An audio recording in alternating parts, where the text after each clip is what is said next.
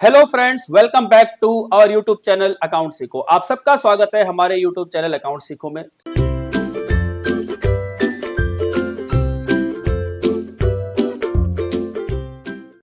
Friends, हमने अभी तक क्लास 12th का जो अकाउंटेंसी स्टार्ट किया है, क्लास 12th के अकाउंटेंसी में हमारा एडमिशन का चैप्टर स्टार्ट हो रखा था।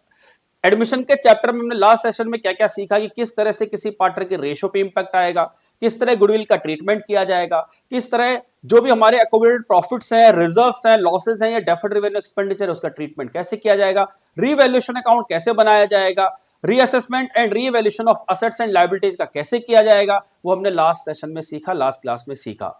आज की अगर हम बात करें तो हमारा जो पर्पज होगा कि हमारा रिपोर्टिंग की बात करें अगर हम कि हमें क्या क्या प्रिपेयर करना होगा वो हम समझते हैं। तो अकाउंट्स की जो हम बात करें एडमिशन के चैप्टर की, तो आपको ये चीज ध्यान रखनी है कि जब अकाउंट्स बनाने के लिए आपके पास आएगा तो आपको एक तो रीवैल्यूएशन अकाउंट बनाना पड़ेगा, दूसरा पार्टनर कैपिटल अकाउंट बनाना पड़ेगा। पार्टनर का कैपिटल अकाउंट या तो फिक्स कैपिटल अकाउंट मेथड होगा या फ्लक्चुएटिंग कैपिटल अकाउंट मेथड होगा, जो कि हमने फंडामेंटल ऑफ पार्टनरशिप में सीखा हुआ है। इसके अलावा आपको बैलेंस शीट बनाने के लिए आएगी और वर्किंग नोट में आपको जनरल एंट्रीज आ सकती हैं और कैश अकाउंट बनाने के लिए आ सकता है, कैश और बैंक अकाउंट। क्लियर है बात? तो हमें 5 अकाउंट बनाने हैं जिसके अंदर हम कह रहे हैं कि revaluation account, partner capital account, balance sheet, cash और bank account and general entries. और जो भी वर्किंग्स होंगी आपकी, वो आपकी इंपॉर्टेंट होगी क्वेश्चन के अटैच में, इन द सेंस कि अगर आप वर्किंग नहीं कीजिएगा तो आपको मार्क्स पूरे नहीं मिलेंगे। तो अगर हम बात करें कि हमें क्या क्या पढ़ना है, तो अगर हम बात करें हमें क्या क्या पढ़ना है, तो हमें रीवैल्यूएशन अकाउंट आना चाहिए बनाना, पार्टनर कैपिटल अकाउंट आना चाहिए, बैलेंस शीट, कैश और बैंक अकाउंट और जनरल एंट्री। ये 5 चीजों पर हमारा फोकस होगा, जिसके लिए अभी तक हमने बेस बनाया, हमने रेशियो सीखी है, हमने गुडविल का ट्रीटमेंट सीखा है, हमने हिडन गुडविल कैलकुलेट करने सीखी है, हमने अकोमोडेटेड प्रॉफिट्स, लॉसेस और reserves and deferred revenue expenditure का ट्रीटमेंट सीखा है। इवन उसके अंदर हमने वर्कमैन कंपनसेशन की बात करें, इन्वेस्टमेंट फ्लक्चुएशन फंड की बात करें, वो भी सीखा है। Revaluation of assets and reassessment of liabilities भी सीखा है, जिसके लिए हमने रिवैल्यूएशन अकाउंट बनाना सीखा है। साथ में जनरल एंट्री भी हमने ऑलरेडी सीख ली है। अगर हम बात करें आज के सेशन की, तो हमें क्या क्या करना है। सबसे पहले हमें रीवैल्यूएशन अकाउंट बनाना है। रीवैल्यूएशन अकाउंट मैंने आपको बताया था प्रॉफिट एंड लॉस की तरह होता है। जो भी प्रॉफिट्स होंगे उन्हें हम क्रेडिट साइड में लिखेंगे, जो भी लॉसेज होंगे हम डेबिट साइड में लिखेंगे। नोशनल है, ये एक्चुअल नहीं है। अगर हम बात करें कि हमारी असेट्स की वैल्यू बढ़ रही है तो फायदा है, तो हम क्या करेंगे, क्रेडिट करेंगे by increase in value of assets. इसी तरह अगर आपकी लायबिलिटी असेट्स की वैल्यू घटेगी तो लॉस है, उसे हम डेबिट कर देंगे। अगर असेट्स की वैल्यू आपकी घटेगी तो क्या होगा, डेबिट होगा। असेट्स की वैल्यू बढ़ेगी तो क्रेडिट होगा। अगर लायबिलिटी की बात करें, अगर लायबिलिटी की वैल्यू आपकी घट रही है तो आपको फायदा है, आप उसे क्रेडिट करेंगे। बट अगर लायबिलिटी की वैल्यू बढ़ रही है, नुकसान है, तो उसे आप डेबिट करेंगे। क्लियर है बात? इसी तरह कोई अनरिकॉर्डेड असेट्स, अगर अचानक आपको पता लगे कि आपके पास एक कोई अनरिकॉर्डेड असेट्स है, तो जो असेट्स आपके पास नहीं थी आज है, इट मींस असेट्स की वैल्यू बढ़ रही है, तो अनरिकॉर्डेड असेट्स से क्या होगा, आपका फायदा होगा। जबकि एक अनरिकॉर्डेड लायबिलिटी आपको नुकसान देके जाएगी, ये हम ऑलरेडी डिस्कस कर चुके हैं। अगर क्रेडिट साइड ज्यादा हुई और डेबिट साइड से, तो हमारा प्रॉफिट होगा, और अगर क्रेडिट साइड कम हुई डेबिट साइड से, तो हमें लॉस होगा। इस प्रॉफिट और लॉस को हम पार्टनर्स में ट्रांसफर कर देंगे एज पर their old profit sharing ratio. एक तो हमें रीवैल्यूएशन अकाउंट पढ़ना है, दूसरा पढ़ना है पार्टनर कैपिटल अकाउंट। अगर हम ये तो जनरल एंट्री दे रखी है, हम ऑलरेडी कर चुके हैं जनरल एंट्री ये सारी, ठीक है।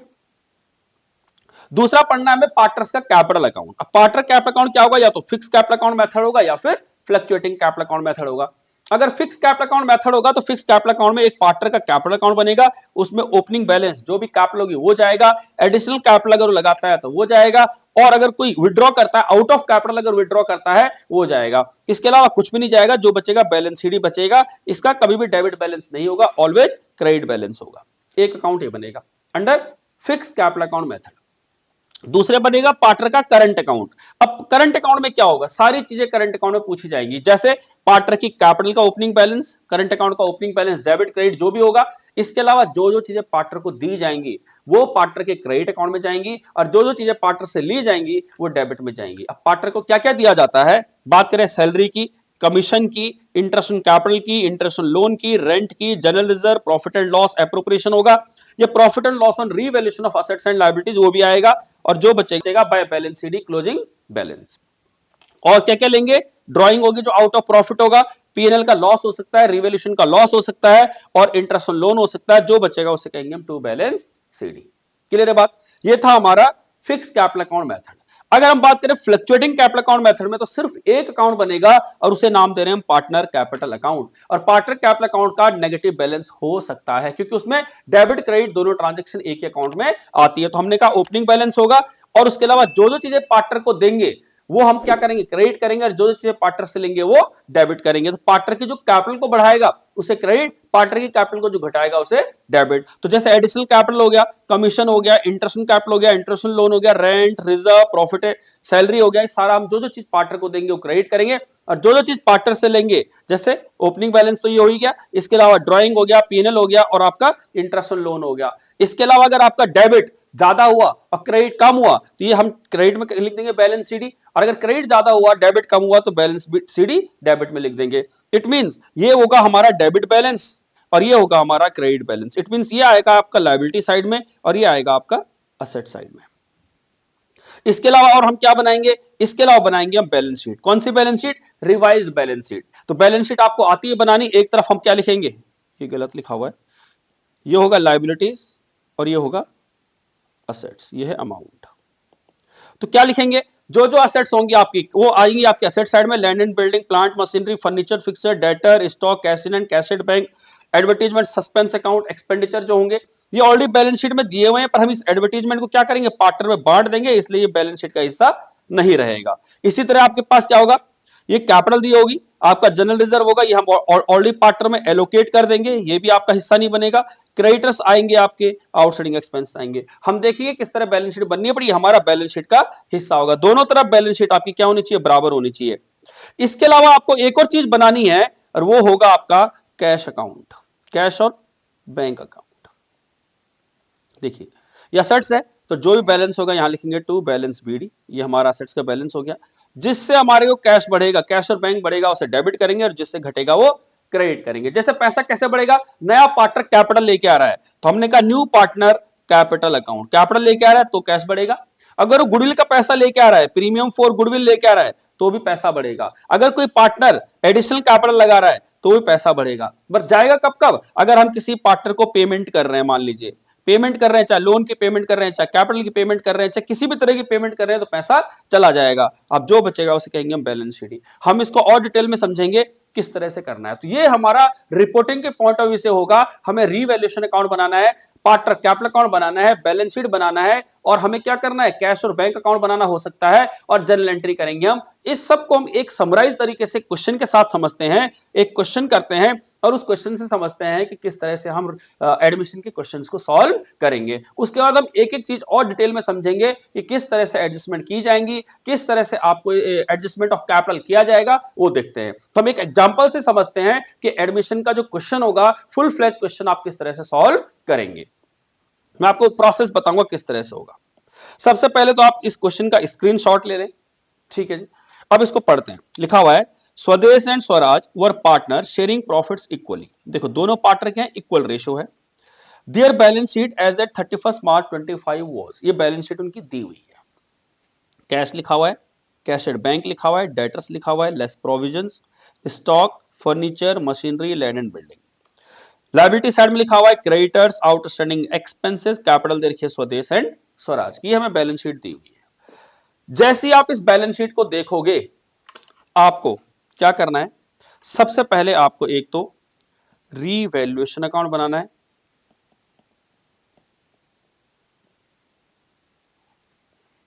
दूसरा आपको पार्टनर्स का कैपिटल अकाउंट बनाना है,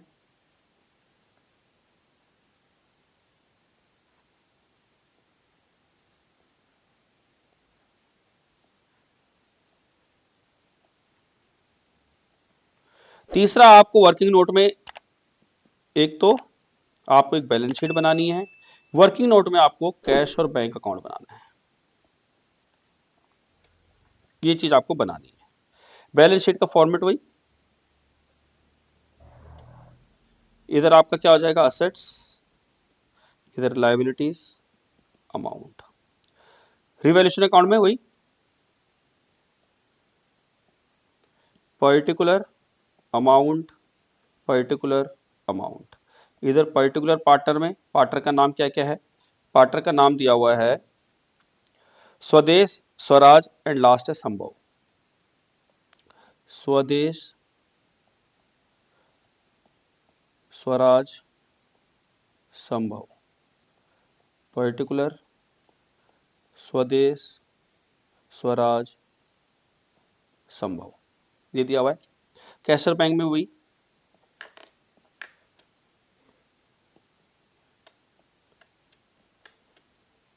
पर्टिकुलर अमाउंट, पर्टिकुलर अमाउंट, ये हमें बनाना है। और इसके अलावा हम जो बनाएंगे वो बनाएंगे हम जर्नल एंट्रीज। ठीक है जी। अब आप पहले तो इसका क्वेश्चन का स्क्रीनशॉट ले लें, ये आपने स्क्रीनशॉट ले लिया होगा। अब हम इसे सॉल्व करते हैं।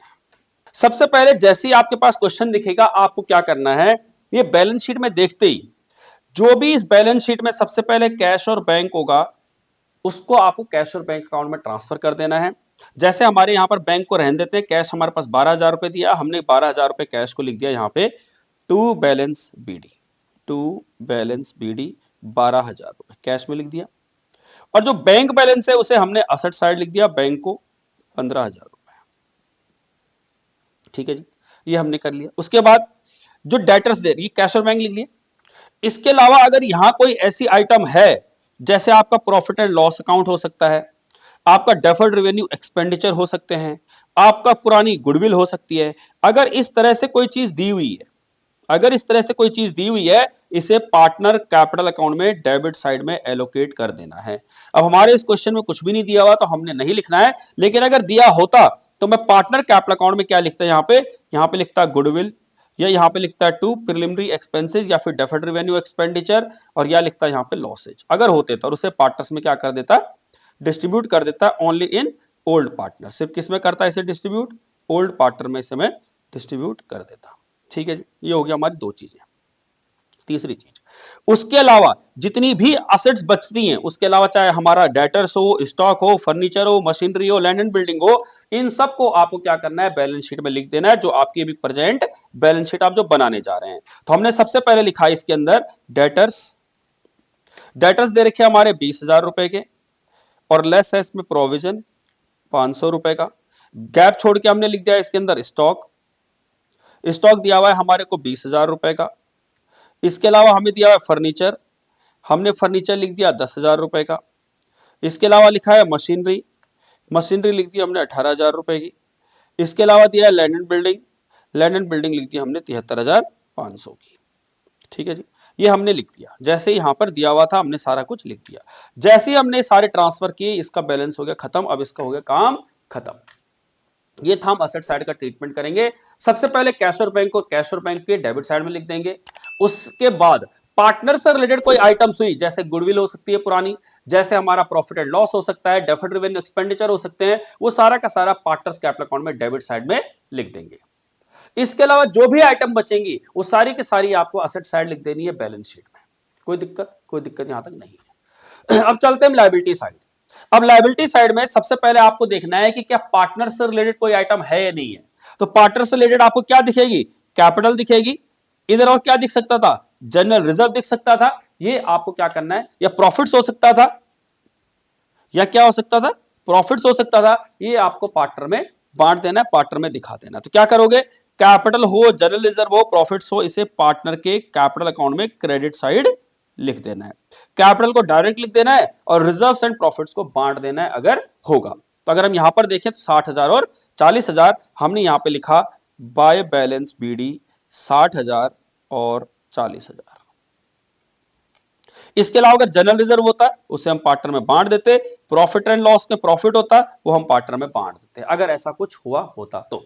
इसके अलावा जो भी आइटम बचेंगी, अब जो भी आइटम बचेंगी इसके अलावा, वो आपको क्या करना है, इसके अलावा जो भी आइटम बचेंगी उसे बैलेंस शीट में आपको लायबिलिटी साइड लिख देना है। जैसे क्रेडिटर्स एंड आउटस्टैंडिंग एक्सपेंसेस हैं 65,000 और 3,000, तो हमने यहां पे लिख दिया क्रेडिटर्स 65,000, आउटस्टैंडिंग एक्सपेंसेस 3,000। जैसे हमने ये लिखा, हमारी बैलेंस शीट हो गई कवर, बैलेंस शीट हमारी कंप्लीट हो गई। आई होप आपको बात समझ में आई होगी। अब उसके बाद हम क्या करेंगे, एडजस्टमेंट देखेंगे। उसके बाद क्या देखेंगे, एडजस्टमेंट देखेंगे। एक एक एडजस्टमेंट करके सॉल्व करेंगे, एक एक एडजस्टमेंट करके देखेंगे इसका मीनिंग क्या है। सबसे पहले लिखा हुआ है, Sambhav is admitted as a partner from 1 April 25 on the following terms. पहली टर्म्स क्या है, Sambhav will get 1/5 share in profit and he will bring 20,000 as capital and 5,000 as his share of goodwill. याद होगा जब हमने गुडविल का ट्रीटमेंट पढ़ा था तो उस केस में हमने ये सीखा था। अब हमने कहा पुराना पार्टनर जो था इक्वल रेशियो थी और वो 1/5 शेयर के लिए आ रहा है। हमने क्या कहा, कंप्यूटेशन करते हैं हम रेशियो की। हमने कहा कंप्यूटेशन ऑफ रेशियो, कौन से रेशियो, न्यू रेशियो और सेक्रीफाइसिंग रेशियो। वैसे हमें पता है कि केस नंबर 1 है हमारा, तो जो ओल्ड रेशियो होगी वही हमारी सेक्रीफाइसिंग रेशियो होगी। It means 1:1। बट हम फिर भी कैलकुलेट करेंगे आपको सिखाने के लिए। हमने कहा हमारे पास दो पार्टनर हैं, स्वदेश एंड संभव, स्वदेश एंड स्वराज, स्वदेश एंड स्वराज। इनकी जो ओल्ड रेशियो दे रखी है वो दे रखी है 1/2 1/2। संभव जो है वो फॉर्म में आता है कितने शेयर के लिए, 1/5 शेयर के लिए। हमने कहा let total share is equal to 1, remaining share कितना होगा 1 माइनस 1/5 दैट इज 4/5। ये किसके लिए होगा, ये होगा स्वराज के लिए एंड स्वदेश के लिए। हाफ इसका ये ले जाएगा, हाफ इसका ये ले जाएगा। तो अगर हम बात करें स्वदेश की, तो स्वदेश का जो शेयर होगा कितना होगा 4/5 का हाफ, इट मींस 4/10। और बात करें हम किसकी, स्वराज की, तो उसका शेयर कितना होगा 4/5 का हाफ दैट इज 4/10। और स्वदेश संभव का शेयर हमें पता ही है, संभव का जो शेयर है वो है 1/5। 1/5 का मीनिंग 2 से मल्टीप्लाई करेंगे तो 2/10। तो रेशियो क्या हुई 4:4:2 या 2:2:1। ये उनकी रेशियो होगी। अब हमने कहा old ratio minus new ratio करेंगे तो क्या निकलेगा सेक्रीफाइसिंग रेशियो। तो अगर हम बात करें किसकी, बात करते हैं अगर हम स्वदेश की, तो स्वदेश का जो होगा वो क्या होगा, न्यू रेशियो ओल्ड रेशियो उसकी हाफ और न्यू रेशियो 2/5 यानी 1/10। बात करें स्वराज की, 1/2 माइनस 2/5 दैट इज 1/10। तो बताओ सेक्रीफाइसिंग रेशियो क्या आ गई 1:1। ये हमने आपको सिखा दी कैलकुलेट करनी, हम ऑलरेडी इसे सीख चुके हैं जब हमने रेशियो की कैलकुलेशन की थी। तो हमारी सेक्रीफाइसिंग रेशियो आ गई 1:1। अब हम बात करते हैं जनरल एंट्री की। पहली जनरल एंट्री वो ये कह रहा है कि जो नया पार्टनर फॉर्म में आ रहा है संभव, वो कैपिटल लेके आ रहा है। कितनी कैपिटल लेके आ रहा है 20,000 रुपए कैपिटल लेके आ रहा है। हमने कहा एंट्री करेंगे कैश अकाउंट डेबिट टू संभव कैपिटल अकाउंट, कितना 20,000 रुपए। और दूसरा वो गुडविल लेके आ रहा है, तो हमने कहा एंट्री क्या करेंगे cash account debit to premium for goodwill, कितना 5,000 रुपए। और नेक्स्ट एंट्री क्या होगी premium for goodwill account debit to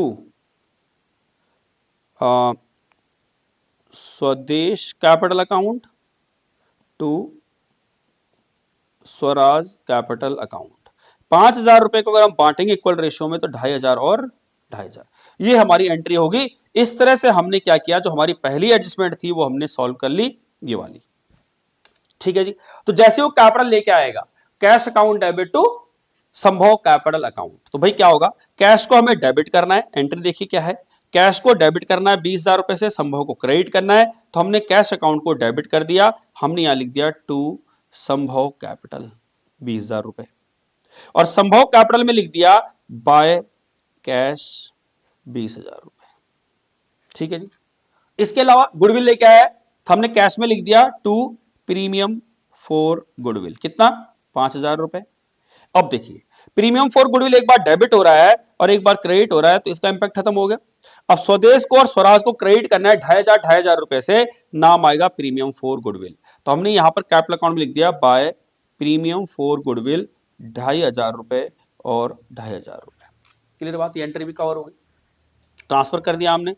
अब उसके अलावा कह रहा है गुडविल, अब दूसरी एंट्री पढ़ते हैं क्या लिखा है, कह रहे गुडविल ब्रॉट बाय संभव विल बी विड्रॉन बाय स्वदेश एंड स्वराज। ये कह रहे हैं कि हम गुडविल को विड्रॉ भी करेंगे। याद होगा हमने गुडविल के जो हमने ट्रीटमेंट सीखी थी, तो हमने कहा जब पार्टनर विड्रॉ करते हैं तो एंट्री क्या होगी sacrificing partners capital account debit, it mean Swadesh capital account debit Swaraj capital account debit to cash.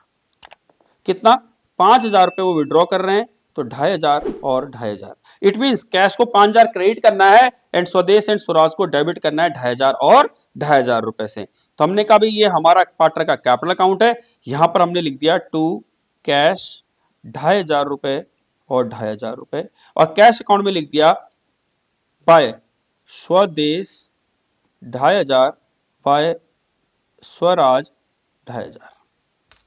ये हमारी एडजस्टमेंट अभी तक हो गई है।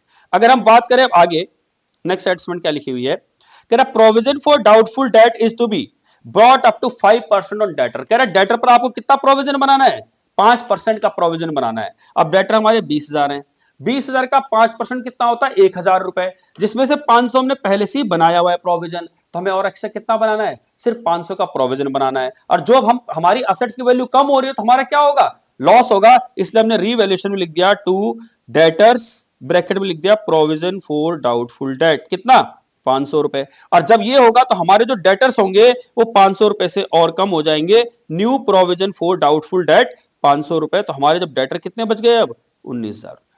ठीक है, यहां तक ये हो गया हमारा थर्ड एंट्री। फोर्थ एंट्री पढ़ते हैं, कह रहा है machinery to be reduce by 2000, machinery को कह रहा है 2,000 रुपए से कम करना है, एंड फर्नीचर को 12.5% कम करना है।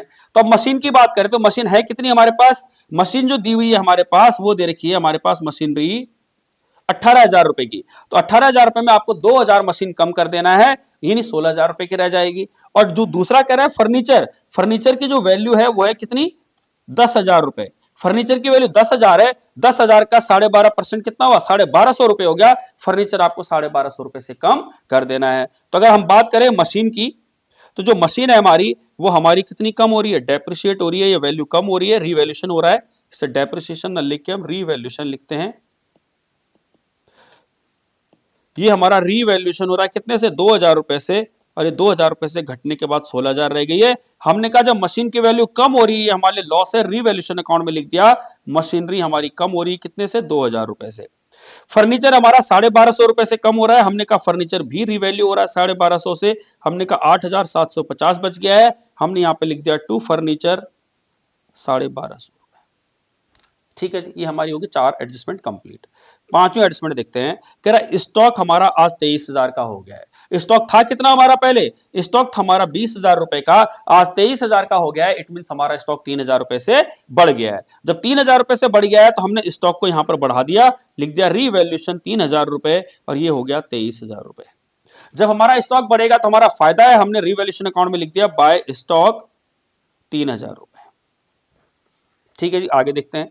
चौथी एंट्री कंप्लीट, पांचवी एंट्री कंप्लीट। सिक्स एंट्री कह रहा है लैंड एंड बिल्डिंग एप्रिशिएट हो रही है 20% से, लैंड एंड बिल्डिंग कितने से एप्रिशिएट हो रही है, 20% से, और लैंड एंड बिल्डिंग की वैल्यू कितनी है, 73,500, तो 73,500 का 20% निकाला हमने, 14,700 रुपए से हमारी लैंड एंड बिल्डिंग बढ़ रही है। हमने यहां पर लैंड एंड बिल्डिंग में क्या लिख दिया, प्लस एप्रिसिएशन हो गया 14,700, और 14,700 अगर हम इसमें जोड़ देंगे 73,500 में तो इसकी वैल्यू हो जाएगी हमारी 88,200।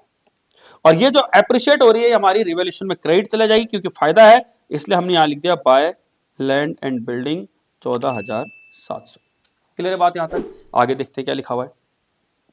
नेक्स्ट कह रहा है कि इन्वेस्टमेंट जो है हमारी of 2,000 which did not exist in the books वो रिकॉर्ड हो रही है। इट मींस एक इन्वेस्टमेंट जो हमें पता ही नहीं थी, अनरिकॉर्डेड एसेट्स कितने रुपए की, 2,000 रुपए की, हमने कहा ये हमारा फायदा हो गया है, हमने यहां पे लिख दिया by unrecorded assets, unrecorded investment 2,000 रुपए की, और हमने इसे एसेट साइड लिख दिया है अनरिकॉर्डेड इन्वेस्टमेंट 2,000 रुपए की। क्लियर है बात यहां तक, आगे चलते हैं। नेक्स्ट एडजस्टमेंट देखते हैं क्या है। आगे लिखा हुआ है out of insurance premium which was debited to PNL account, ऐसा प्रीमियम जो हमने, जो इंश्योरेंस का प्रीमियम था उससे हमने प्रॉफिट एंड लॉस में डेबिट कर दिया था, ₹5,000 to be carried forward as prepaid expenses, पर जो हमने इंश्योरेंस पे किया था फ्यूचर के लिए पे किया था, तो कह रहा है 5,000 रुपए हमारा प्रीपेड हो गया, हमने अगले साल के लिए पे किया था, तो हमारी असेट्स एक बढ़ रही है, और जब असेट्स बढ़ रही है तो हमने यहां पे लिख दिया रिवैल्यूएशन में लिख दिया हमने बाय प्रीपेड इंश्योरेंस कितना, 5,000, और जब हमारी 5,000 की एसेट्स बढ़ रही है तो हमारा फायदा है, हमने यहां लिख दिया प्रीपेड इंश्योरेंस 5,000 रुपए। क्लियर है बात, आगे चलते हैं। नेक्स्ट एडजस्टमेंट कह रहा है, लास्ट एडजस्टमेंट लिखी हुई है, अ bill of ₹5,000 for electricity was not accounted, 5,000 रुपए का इलेक्ट्रिसिटी का बिल अभी तक हमने अकाउंट फॉर नहीं किया तो कर देंगे। आज हमारी लायबिलिटी बढ़ रही है, हमने यहां पे लिख दिया टू आउटस्टैंडिंग इलेक्ट्रिसिटी बिल 5,000 रुपए, और जब लायबिलिटी बढ़ रही है तो लायबिलिटी को बढ़ा देते हैं, आउटस्टैंडिंग इलेक्ट्रिसिटी बिल 5,000, तो हमारी जो लायबिलिटी होगी 8,000, क्रेडिटर्स में कोई चेंज नहीं आया 65,000। इस तरह से हमारा पूरा क्वेश्चन कंप्लीट हो चुका है। अब आपको क्या करना है, एक एक करके अकाउंट क्लोज करना है। तो सबसे पहले आपको रीवैल्यूएशन अकाउंट क्लोज करना है, और रीवैल्यूएशन अकाउंट में पता करना है कि प्रॉफिट हो रहा है या लॉस हो रहा है। अगर हम बात करें तो रिवैल्यूएशन के क्रेडिट साइड में है 3,000 प्लस 14,700 प्लस 2,000 प्लस 5,000। इस तरफ का टोटल आ रहा है क्रेडिट साइड का 24,700। अब डेबिट का टोटल देख लेते हैं, 500 प्लस 2,000 प्लस 1,250 प्लस 5,000, ये आ रहा है 8,750। इट मीन क्रेडिट साइड ज्यादा है तो क्रेडिट साइड लिख देंगे 24,700, 24,700 और यहां लिखेंगे टू प्रॉफिट ऑन रिवैल्यूएशन 24,700। यह आ गया 15,950। तो हमारा प्रॉफिट आया 15,950। इस 15,950 को स्वदेश एंड स्वराज में बांट देंगे, इक्वल रेशियो है तो डिवाइड बाय 2, ये हो गया 7975 7975। ये जो प्रॉफिट है इसे पार्टनर कैपिटल अकाउंट में क्रेडिट साइड लिख देंगे बाय रिवैल्यूएशन प्रॉफिट 7975 7975। ठीक है जी। अब हम इसके बाद पार्टनर कैपिटल अकाउंट क्लोज करेंगे। पार्टनर कैपिटल अकाउंट अब हम क्लोज करेंगे और यहां लिखेंगे, इसका टोटल आ गया है 70475 70475। तो जो बैलेंस शीट ही बचेगा इसका माइनस 2500, वो बचा आपका 67975। और जो हमारा संभव है उसकी तो 20,000 रुपए की क्लोजिंग बैलेंस है, उसका हमने 20,000 रुपए लिख दिया। दूसरे पार्टनर की बात करें 40,000 प्लस 2500 प्लस 7975 और टोटल आ गया इसका 50,475 50,475 और माइनस करेंगे इसमें से 2500 तो ये आ जाएगा 47,975। ठीक है जी। अब ये जो क्लोजिंग बैलेंस है इसे ले जाएंगे बैलेंस शीट में। यहां पे हमने कहा कैपिटल लिख लेते हैं स्वदेश की, स्वराज की एंड संभव की। अगर हम स्वदेश की बात करें तो स्वदेश की जो कैपिटल है वो है 67975, स्वराज की बात करें 47,975 और संभव की बात करें तो 20,000। अब लास्ट बचा हमारा कैश अकाउंट, इसे क्लोज करेंगे बैलेंस सीडी। हमने कहा हमारे पास 12,000 प्लस 20,000 प्लस 5,000 टोटल हो गया 37,000। 37,000 में से हमने कहा 2500 2500 5,000 घटाएंगे तो हमारा जो क्लोजिंग बैलेंस आया वो आया 32,000 और इसको हम यहां लिख देंगे कैश में 32,000। अब इस बैलेंस शीट को जब हम क्लोज करेंगे तो ये बैलेंस शीट का टोटल क्या आना चाहिए, ये टोटल आना चाहिए बराबर। करके देखते हैं, 32,000 plus 15,000 plus 19,000 plus 23,000 plus 8,750 plus 16,000 plus 88,200 plus 2,000 plus 5,000, ये आ गया आपका 208। ये टोटल आ गया 208,950। और दूसरी तरफ देखते हैं 65,000 plus 8,000 plus 67975 plus 47,975 plus 20,000 is equal to आ गया 208,950। क्लियर है बात। तो इस तरह से आपको एडमिशन का ये पूरा क्वेश्चन कंप्लीट करना है, तब जाके आपके 6 मार्क्स आ जाएंगे। अब हमने क्या क्या किया, अगेन आई एम रिपीटिंग। सबसे पहले तो आपने क्वेश्चन पढ़ना है अच्छे से। सबसे पहले जब क्वेश्चन पढ़ोगे आप तो क्वेश्चन पढ़ने के बाद क्या करना है आपको, जो भी हमारा कैश और बैंक होगा उसे कैश और बैंक के डेबिट साइड में लिख देना है। पार्टनर से रिलेटेड जो भी आइटम होगी पार्टनर्स कैपिटल अकाउंट में डेबिट साइड लिख देना है। इसके अलावा जितनी भी आइटम बचेंगी सारी की सारी आइटम आपको पार्टनर्स बैलेंस शीट में असेट साइड लिख देनी है।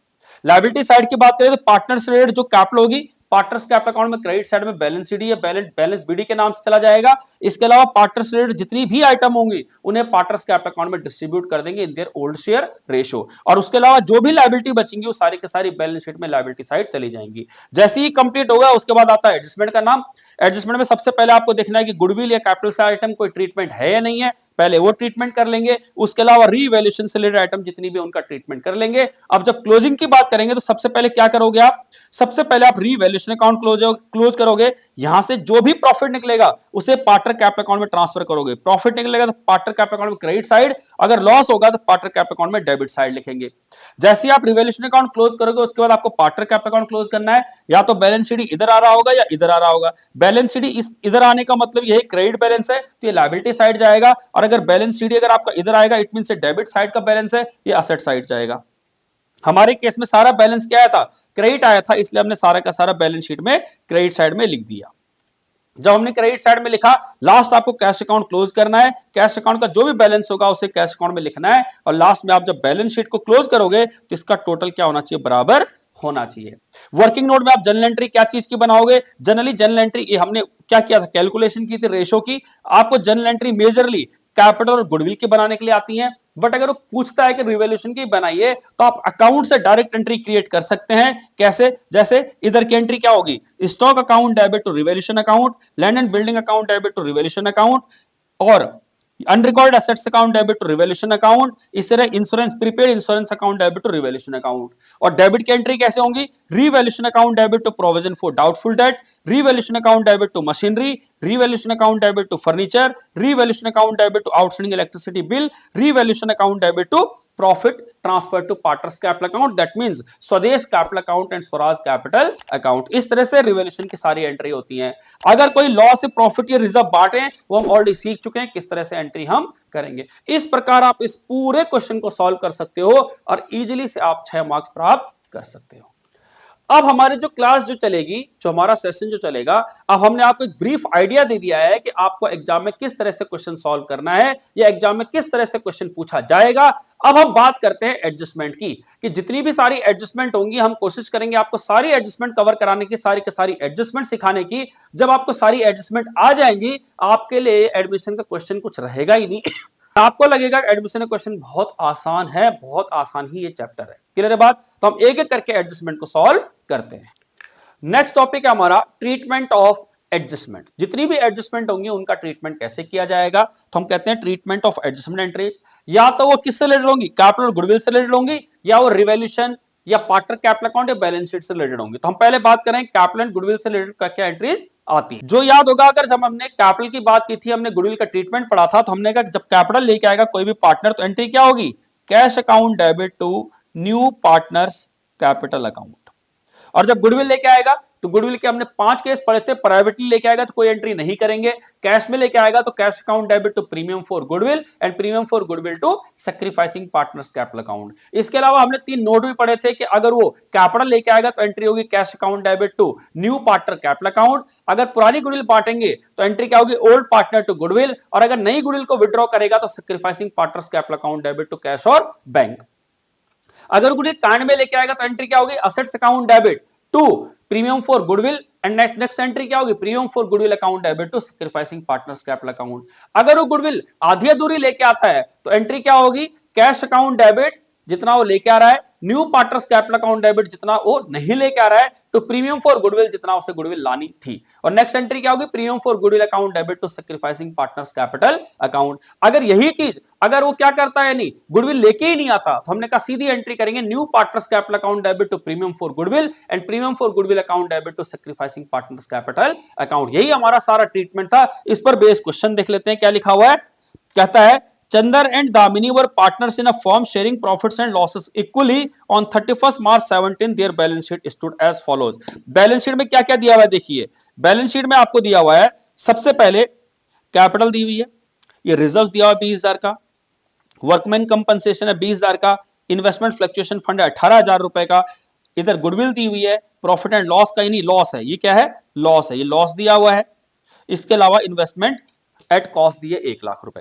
कहता है on 1 April 17 they admit Elina as new partner for 1/3 share in the profit on the following conditions. अब आपको याद होगा हमारा हम रेशो ऑलरेडी सीख चुके हैं। रेशो का ये पहला केस है, तो जो हमारी सैक्रिफाइसिंग रेशो होगी वो भी क्या होगी, 1:1। आगे देखते हैं।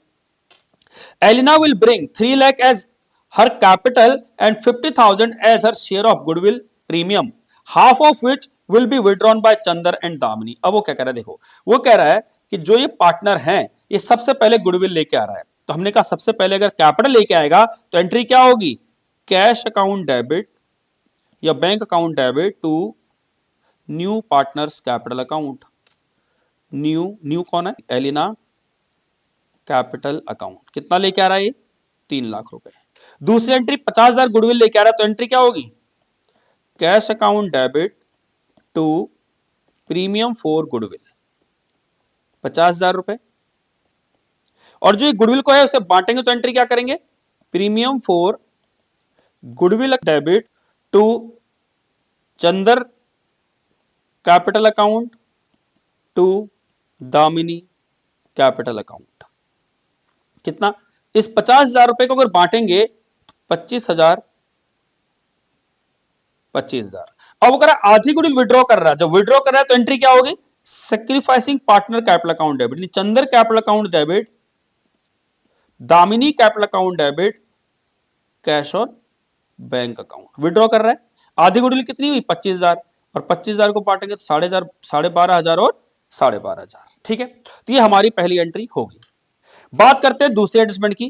कह रहा वर्कमैन कंपनसेशन जो क्लेम है वो 25,000 रुपए का। अब देखो हमारे पास रिजर्व कितना है, रिजर्व है मात्र 20,000 रुपए का और क्लेम आ गया 25,000 रुपए का। तो हमने कहा एंट्री क्या करेंगे, workman compensation reserve account debit कितना 20,000 टू वर्कमैन कंपनसेशन क्लेम है 25,000 का। तो जो 5,000 रुपए निकालेंगे वो कहां से निकालेंगे, रीवैल्यूएशन अकाउंट से निकालेंगे। कहां से निकालेंगे, रीवैल्यूएशन अकाउंट से निकालेंगे। और जो ये रिवैल्यूएशन का लॉस है इसे पार्टनर्स में बांट देंगे। तो एंट्री क्या करेंगे, old partners capital account debit, it means Chander capital account debit, Damini capital account debit to revaluation account. कितना है रिवैल्यूएशन का लॉस 5,000 और इसे बांटेंगे इक्वल में तो 2,500 और 2,500। ठीक है जी, ये होगी हमारी एंट्री। नेक्स्ट तो कह रहा है कि जो इन्वेस्टमेंट हमारी है वो रिड्यूस हो गई है कितने रुपए से, 30,000 रुपए से। इट मींस हमारी इन्वेस्टमेंट कितने की थी, 1,00,000 रुपए की थी और 30,000 की घट गई है। दैट मींस हमारी जो इन्वेस्टमेंट रह गई आज 70,000 की रह गई है। अब हमने प्रोविजन कितना बनाया हुआ है, प्रोविजन जो हमने इन्वेस्टमेंट के लिए बनाया हुआ है 18,000 का बनाया है और वैल्यू घट गई 30,000। तो हमने कहा एंट्री क्या करेंगे, एंट्री समझना, हमने कहा एंट्री होगी investment fluctuation fund account debit जो कि 18,000 है टू इन्वेस्टमेंट अकाउंट। इन्वेस्टमेंट कितनी घट गई है 30,000 की। तो 12,000 रुपए कहां से निकाल लिए जाएंगे, रीवैल्यूएशन अकाउंट से निकाल लिए जाएंगे। और ये 12,000 जब रीवैल्यूएशन से निकालेंगे तो ये लॉस है, इसे पार्टनर में बांट देंगे। तो एंट्री क्या होगी, Chander capital account debit, Damini capital account debit to revaluation account. इस 12,000 को जब बांटेंगे 6,000 और 6,000 ये होगी। तो ये हमने एंट्री की किसकी, सारी एडजस्टमेंट की एंट्री हमने कर ली है। अब देखते हैं इसके अलावा देखो बुक्स में क्या पड़ा हुआ है, जनरल रिजर्व पड़ा हुआ है, गुडविल पड़ी हुई है, लॉस पड़ा हुआ है। तो हमने क्या कहा, अगर ये जनरल रिजर्व पड़ा हुआ है तो इसके लिए क्या एंट्री करेंगे, 20,000 रुपए के लिए एंट्री होगी जनरल रिजर्व के लिए general reserve account debit to old partner, it means to Chander to Damini capital account. 20,000 रुपए का रिजर्व पड़ा हुआ है तो दोनों में बांट देंगे, कितना आएगा 10,000 और 10,000। इसके अलावा जो ये लॉस गुडविल पड़ी है, पुरानी गुडविल पड़ी है, याद होगा जब पुरानी गुडविल बांटते तो हम एंट्री क्या करते थे, old partners capital account debit to goodwill. ये लॉस बांटेंगे तो एंट्री क्या करेंगे, old partners capital account debit to PNL. तो 10,000 की गुडविल है और 20,000 का पीएनएल है। तो एंट्री क्या होगी, जब हम गुडविल बांटेंगे तो एंट्री लिखेंगे Chander capital account debit to goodwill, Chander और दूसरा था दामिनी, चंदर और Damini capital account debit to goodwill. 10,000 की गुडविल है, इसे बांटेंगे तो 5,000 और 5,000। दूसरा प्रॉफिट एंड लॉस बांटेंगे तो एंट्री क्या होगी, Chander capital account debit Damini capital account debit to PNL. 20,000 रुपए का पीएनएल है, इसे बांटेंगे तो 10,000 और 10,000। सो इस तरह से हम सारा का सारा ट्रीटमेंट करेंगे। ये हमारा क्वेश्चन है, स्क्रीनशॉट ले लीजिएगा, ये हमारा क्वेश्चन है। हमने कैसे ट्रीट किया, जनरल रिजर्वमेंट का कैसे ट्रीटमेंट किया, वर्कमैन कंपनसेशन का कैसे ट्रीट किया, इन्वेस्टमेंट फ्लक्चुएशन का कैसे ट्रीट किया, पुरानी गुडविल का कैसे ट्रीटमेंट किया, पुराने पीएनएल का कैसे ट्रीटमेंट किया, नया पार्टनर जब गुडविल लेके आ रहा है तो कैसे ट्रीट किया, अगर गुडविल विड्रॉ कर रहा है तो कैसे ट्रीट किया, और कैपिटल लेके आ रहा है तो उसका कैसे ट्रीटमेंट करेंगे, उसके लिए हमने सारी एंट्री बना ली है। और इसके अकॉर्डिंगली रिस्पेक्टिव अकाउंट में ट्रांसफर करना आपको आता ही होगा। जैसे अगर आपको समझाते हैं, अगर हम इसे ट्रांसफर की बात करें तो कैश को हम डेबिट करेंगे और एलिना को credit. It means cash account में डेबिट लिखेंगे टू एलिना कैपिटल अकाउंट और कैपिटल अकाउंट लिखेंगे बाय कैश 3,00,000 रुपए। इसी तरह कैश अकाउंट को क्या करेंगे, डेबिट करेंगे 50,000 से, किस नाम से, प्रीमियम फॉर गुडविल। और एक बार प्रीमियम फॉर गुडविल डेबिट हो रहा है, एक बार क्रेडिट हो रहा है तो इसका कोई ट्रीटमेंट नहीं होगा। लेकिन जब हम बात करें चंदर की और दामिनी की तो इसे क्रेडिट करेंगे 25,000 रुपए से बाय प्रीमियम फॉर गुडविल के नाम से। इसी तरह अगर बात करें इन्वेस्टमेंट फ्लक्चुएशन फंड जो आपका क्रेडिट था वो खत्म हो गया और रिवैल्यूएशन के डेबिट में कितना आ जाएगा 12,000 और इन्वेस्टमेंट आपकी कितनी कम हो जाएगी 30,000। दूसरा चंदर को डेबिट करना है 6,000 से, दामिनी को डेबिट करना है कितने से, 6,000 रुपए से, तो डेबिट कर देंगे उनके अकाउंट में, किस नाम से, रिवैल्यूएशन के नाम से। और रिवैल्यूएशन को क्रेडिट करेंगे 12,000 रुपए से, किस नाम से, चंदर और दामिनी के नाम से। इसी तरह चंदर को डेबिट करना है 12,500 से, दामिनी को डेबिट करना है 12,500 से, नाम लिखेंगे कैशोर बैंक, और कैशोर बैंक को क्रेडिट कर देंगे किस नाम से, by Chander and Damini 12,500 12,500। Workman compensation reserve already आपका खत्म हो गया वहां से। दूसरा क्या, रिवॉल्यूशन को डेबिट करेंगे 5,000 से, वर्कमैन कंपनसेशन क्लेम बनाएंगे लायबिलिटी साइड में 25,000 रुपए से। चंदर को डेबिट करेंगे 2500 से, दामिनी को डेबिट करेंगे 2500 से, रिवॉल्यूशन को क्रेडिट करेंगे 5,000 रुपए से। जनरल रिजर्व यहां पर आपका खत्म हो रहा है, चंदर और दामिनी में बांट देंगे, उनके अकाउंट में क्रेडिट कर देंगे। चंदर की जो चंदर का क्या है, लॉस जो गुडविल है, उसे क्या करेंगे, पार्टनर कैप अकाउंट में डेबिट में लिख देंगे, टू चंदर और टू दामिनी कितना, 5,000 5,000। इसी तरह लॉस को भी टू चंदर और टू दामिनी उनके कैपिटल अकाउंट में डेबिट कर देंगे 10,000 10,000 रुपए से, और इस तरह से हमारा सारा का सारा एडजस्टमेंट कंप्लीट हो जाएगी। क्लियर है बात? आई होप आपको ये एडजस्टमेंट समझ में आया होगी। This is your first adjustment कि how to treat goodwill, how to treat capital, how to treat other adjustments. ठीक है जी। नेक्स्ट एग्जांपल देखते हैं क्या लिखा हुआ है। Raman and Aman were partners in a firm sharing profits in the ratio of 3:1। On 31 March 19 their balance sheet was as follow. जो balance sheet दी हुई है उनकी, लिखा हुआ इन्वेस्टमेंट 1,00,000 रुपए की है, एडवर्टीजमेंट एक्सपेंडिचर दिए हुए 20,000 रुपए के, कैपिटल दे रखी है 2.5 लाख रुपए की, 2,16,000 रुपए की, जनरल रिजर्व है 40,000 के, वर्कमैन कंपनसेशन 30,000 है, इन्वेस्टमेंट फ्लक्चुएशन 20,000 है। On the above date Suman was admitted as a new partner for 1/5 share. 1/5 share के लिए सुमन को लाया गया। अब पहली एडजस्टमेंट क्या लिखी हुई है पढ़िए, कह रहा है Suman will bring 2 lakh as capital and necessary amount for share of goodwill at premium. Necessary amount में जितना जरूरत होगी उतना लेके आएगी गुडविल का, 2 लाख तो कैपिटल लेके आएगी और बाकी गुडविल लेके आएगी। The goodwill of the firm of Suman admission were 1,00,000। Firm की गुडविल 1,00,000।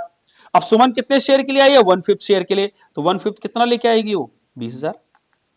कितना गुडविल लेके आएगी, 20,000 रुपए। अगर हम इसकी एंट्री की बात करें तो पहली एंट्री क्या होगी, cash account debit to Suman capital account, कितना, 1,00,000 रुपए कैपिटल लेके आ रही, sorry 2,00,000।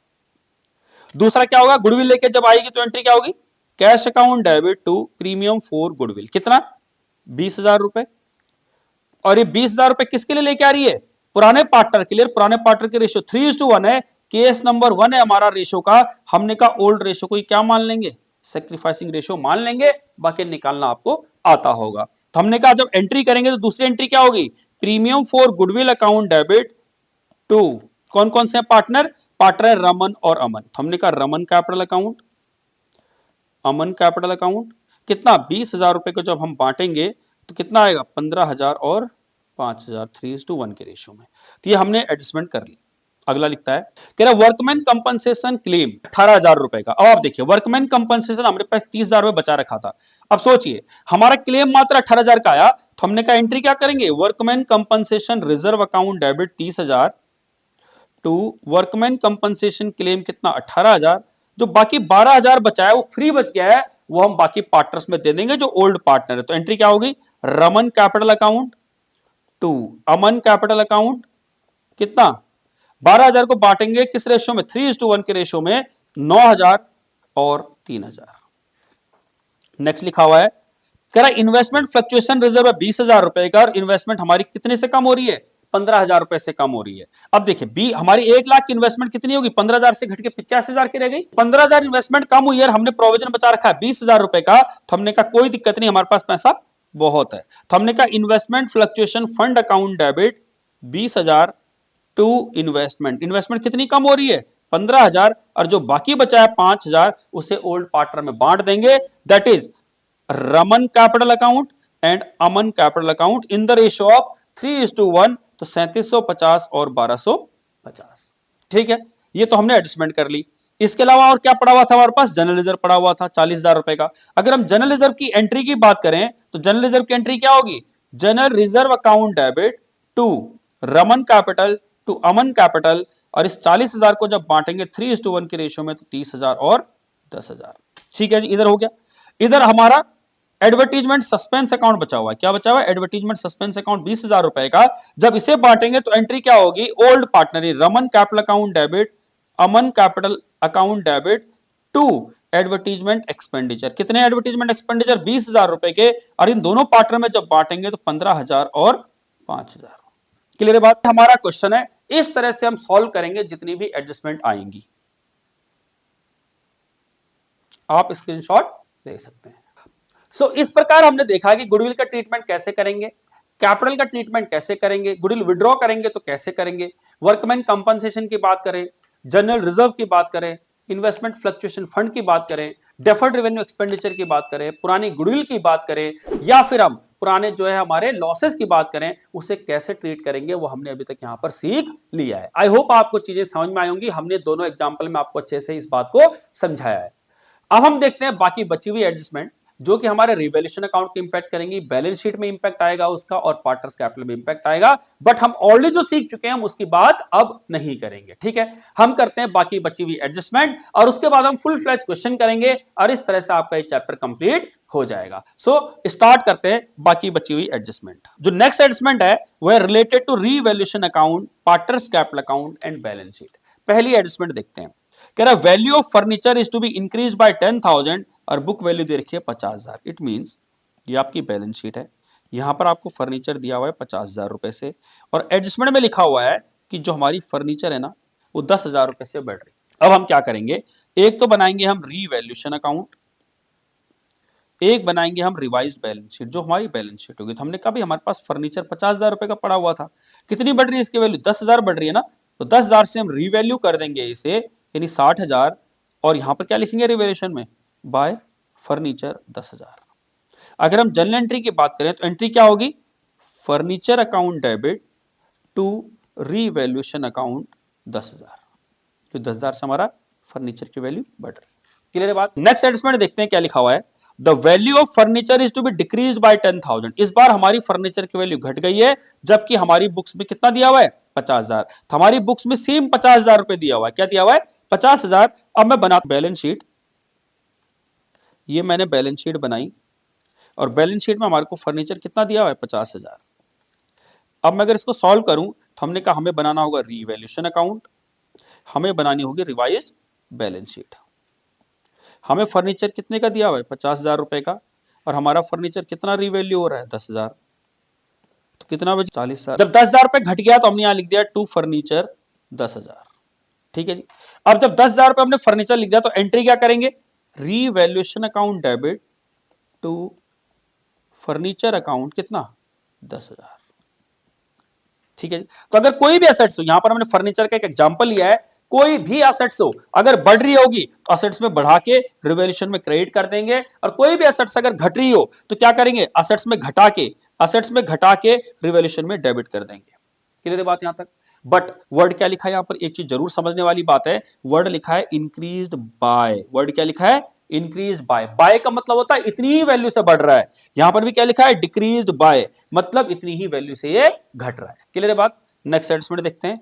The value of furniture to be increase to 70,000, book value दे रखी है 50,000। इसका मतलब समझते हैं, ये बैलेंस शीट है, ये फर्नीचर दिया हुआ है आपको 50,000 रुपए का, और एडजस्टमेंट में लिखा हुआ है कि फर्नीचर इंक्रीज, वर्ड क्या लिखा हुआ है, टू, बाय नहीं लिखा है, टू लिखा है, टू 70,000। इट मीन हमारा फर्नीचर आज 70,000 का हो गया है। इट मीन अगर हम बात करें सॉल्यूशन की तो हम क्या बनाएंगे, रीवैल्यूएशन अकाउंट, हम बनाएंगे बैलेंस शीट, और बैलेंस शीट में क्या दिखेंगे, फर्नीचर कितने का है, 50,000 का फर्नीचर था बुक वैल्यू, आज कितने से इंक्रीज हो गया है, 20,000 से बढ़ गया है, कितना हो गया, 70,000। क्योंकि क्या कह रहा है वो, आज आपका फर्नीचर 70,000 का हो गया है, और जब बढ़ रहा है तो हमने कहा रिवॉल्यूशन में क्या लिखेंगे, बाय फर्नीचर 20,000 रुपए।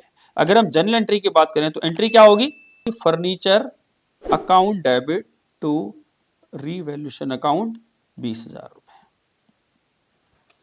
सेम चीज में क्या लिखा हुआ है अगला topic, their value of furniture is to be decrease to 30,000। अब फर्नीचर हमारा डिक्रीज टू कितने तक का हो गया, 30,000 का हो गया, जो फर्नीचर हमारा 50,000 रुपए का था। इट मींस ये हमारी बैलेंस शीट है, हमारे को फर्नीचर कितना दिया हुआ था, 50,000 रुपए का। अगर हम इसको सॉल्यूशन की बात करें तो हम बनाएंगे एक रिवैल्यूएशन अकाउंट, एक बनाएंगे हम बैलेंस शीट।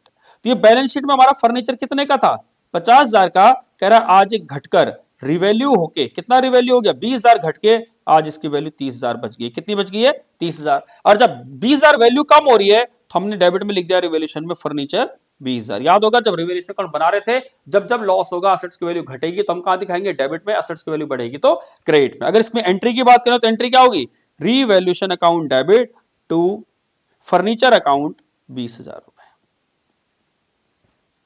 क्लियर है बात? आगे चलते हैं।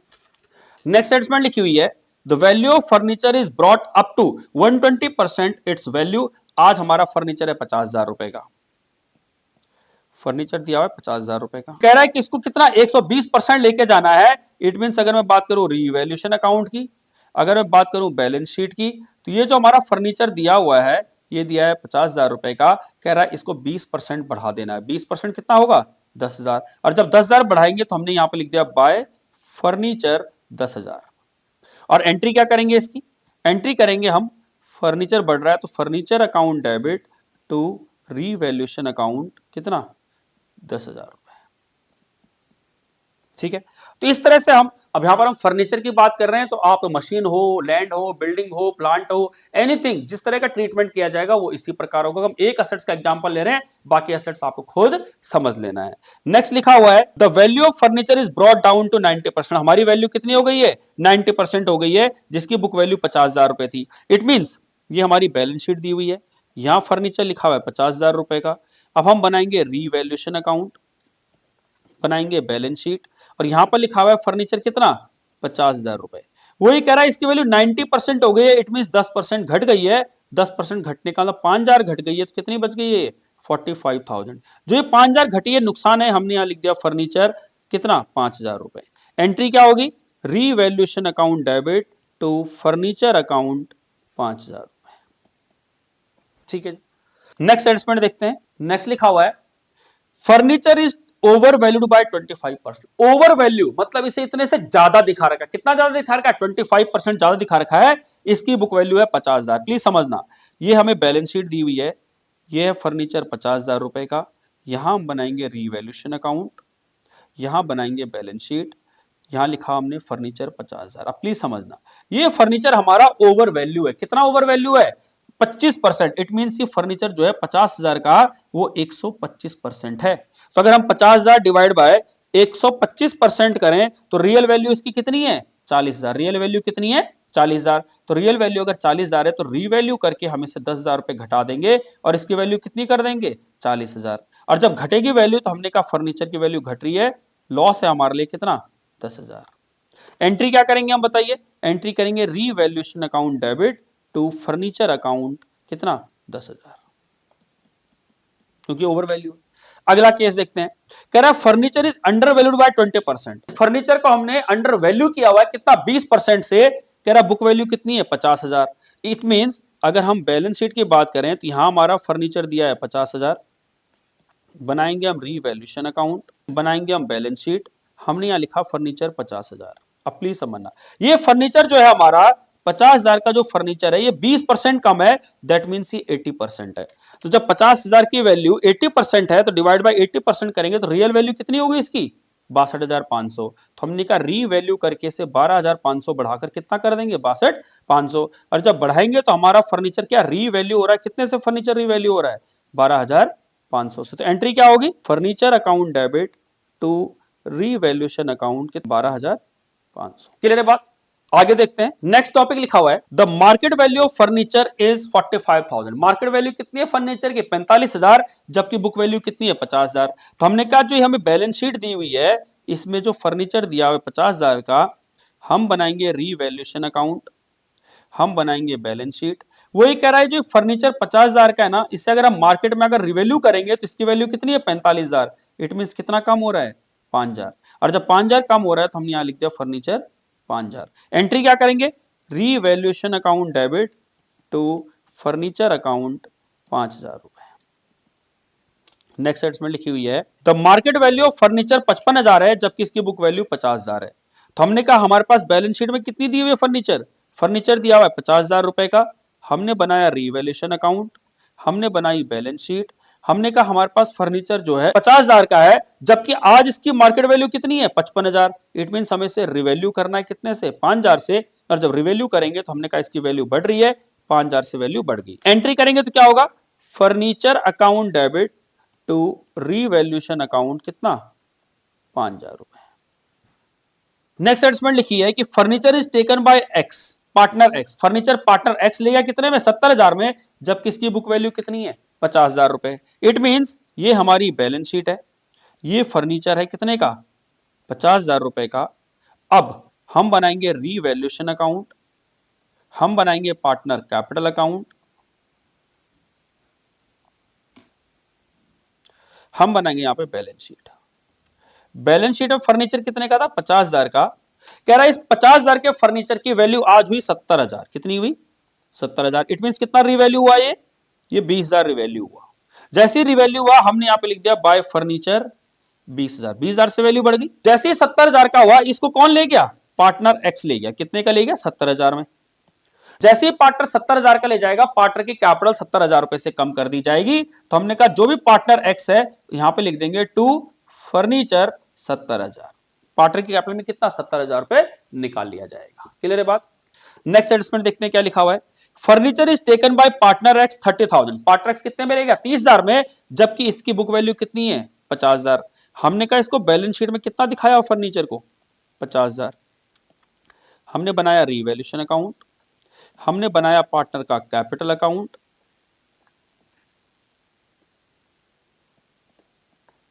ये एक्स, इसके अलावा बनाया हमने बैलेंस शीट। हमने कहा हमारे पास फर्नीचर जो दिया हुआ था वो दिया था 50,000 का, आज इसकी वैल्यू 30,000 हो गई। इट मींस कितना रिवैल्यू हो गया, 20,000 रिवैल्यू हो गया।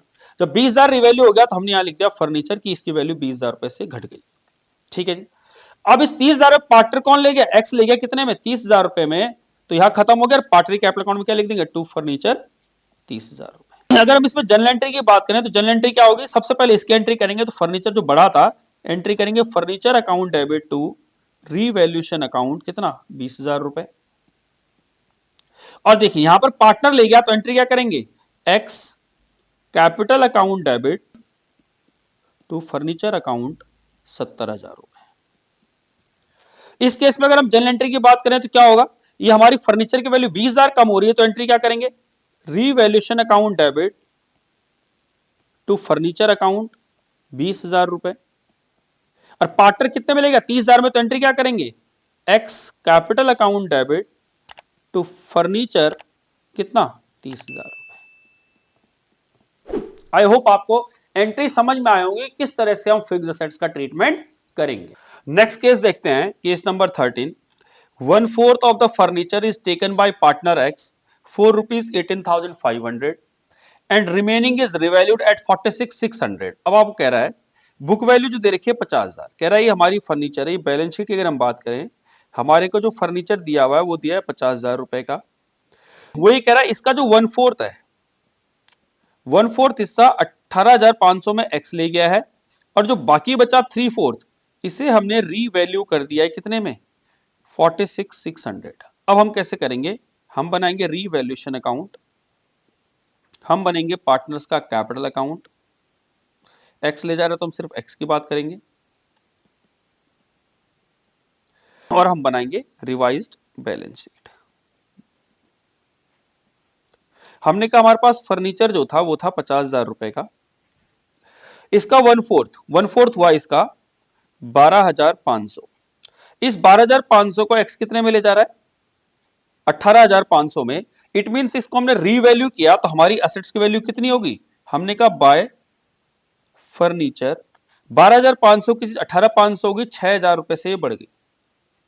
और जब ये 6,000 रुपए से बढ़ गई तो इसे कौन लेके चला गया, एक्स लेके चला गया कितने में, 18,500 में। तो हमने कहा एक्स की कैपिटल कम कर देते हैं क्योंकि वो 18,500 में ले गया फर्नीचर। तो हमने क्या किया, इस फर्नीचर को हमने बढ़ाया, कितने रुपए से बढ़ाया, 6,000 रुपए से। हमने इस फर्नीचर को बढ़ाया 6,000 रुपए से, तो ये टोटल हो गया 18,500 का, और इस फर्नीचर को एक्स ले गया 18,500 में। तो हमारा जो 1/4 वाला हिस्सा था वो हो गया खत्म। अब जो रिमेनिंग जो हमारे पास फर्नीचर बचा होगा वो कितना बचा होगा, 37,500 का जो बचा हुआ फर्नीचर है। जो बचा हुआ फर्नीचर है 37,500 का, वो हमने रिवैल्यू किया कितने में, 46,600 में। It means 46,600 minus 37,500, it means इसमें कितनी रिवैल्यूएशन हो रही है, इसका रीवैल्यूएशन हो रहा है 9100 का। तो हमने रीवैल्यू कर दिया बाय फर्नीचर 9100। क्लियर है बात। तो हमने क्या किया, अगेन आई एम रिपीटिंग, हमारे पास जो फर्नीचर था 50,000 रुपए का, इसका हमने 1/4 कैलकुलेट किया और 3/4 कैलकुलेट किया। इसका 1/4 हुआ 12,500, 3/4 हुआ 37,500। इस 12,500 को हमने रीवैल्यू किया कितने में, 18,500 में, तो 6,000 इसकी वैल्यू बढ़ी। और इस 18,500 में फर्नीचर कौन ले गया, पार्टनर एक्स ले गया 18,500 में। तो हमारे पास ये वाला फर्नीचर तो हो गया खत्म। हमने एक्स को क्या किया, डेबिट किया क्योंकि वो असेट्स लेके चला गया है, और रिवैल्यूएशन अकाउंट को क्रेडिट किया क्योंकि हमारे असेट्स रिवैल्यू हो रही है। बात करते हैं 37,500 की, तो कह रहा है इसको रिवैल्यू कर दीजिए और इसकी वैल्यू कर दीजिए 46,600। तो हमने कहा कितनी वैल्यू बढ़ी, 9,100। ये रिवैल्यू बढ़ने के बाद कितनी असेट्स बच गई, 46,600, जो कि हमारी बैलेंस शीट में दिख रही होगी। तो बैलेंस शीट में हमारी कितना दिख रहा होगा, 46,600, ये हमारी बैलेंस शीट में दिख रहा है।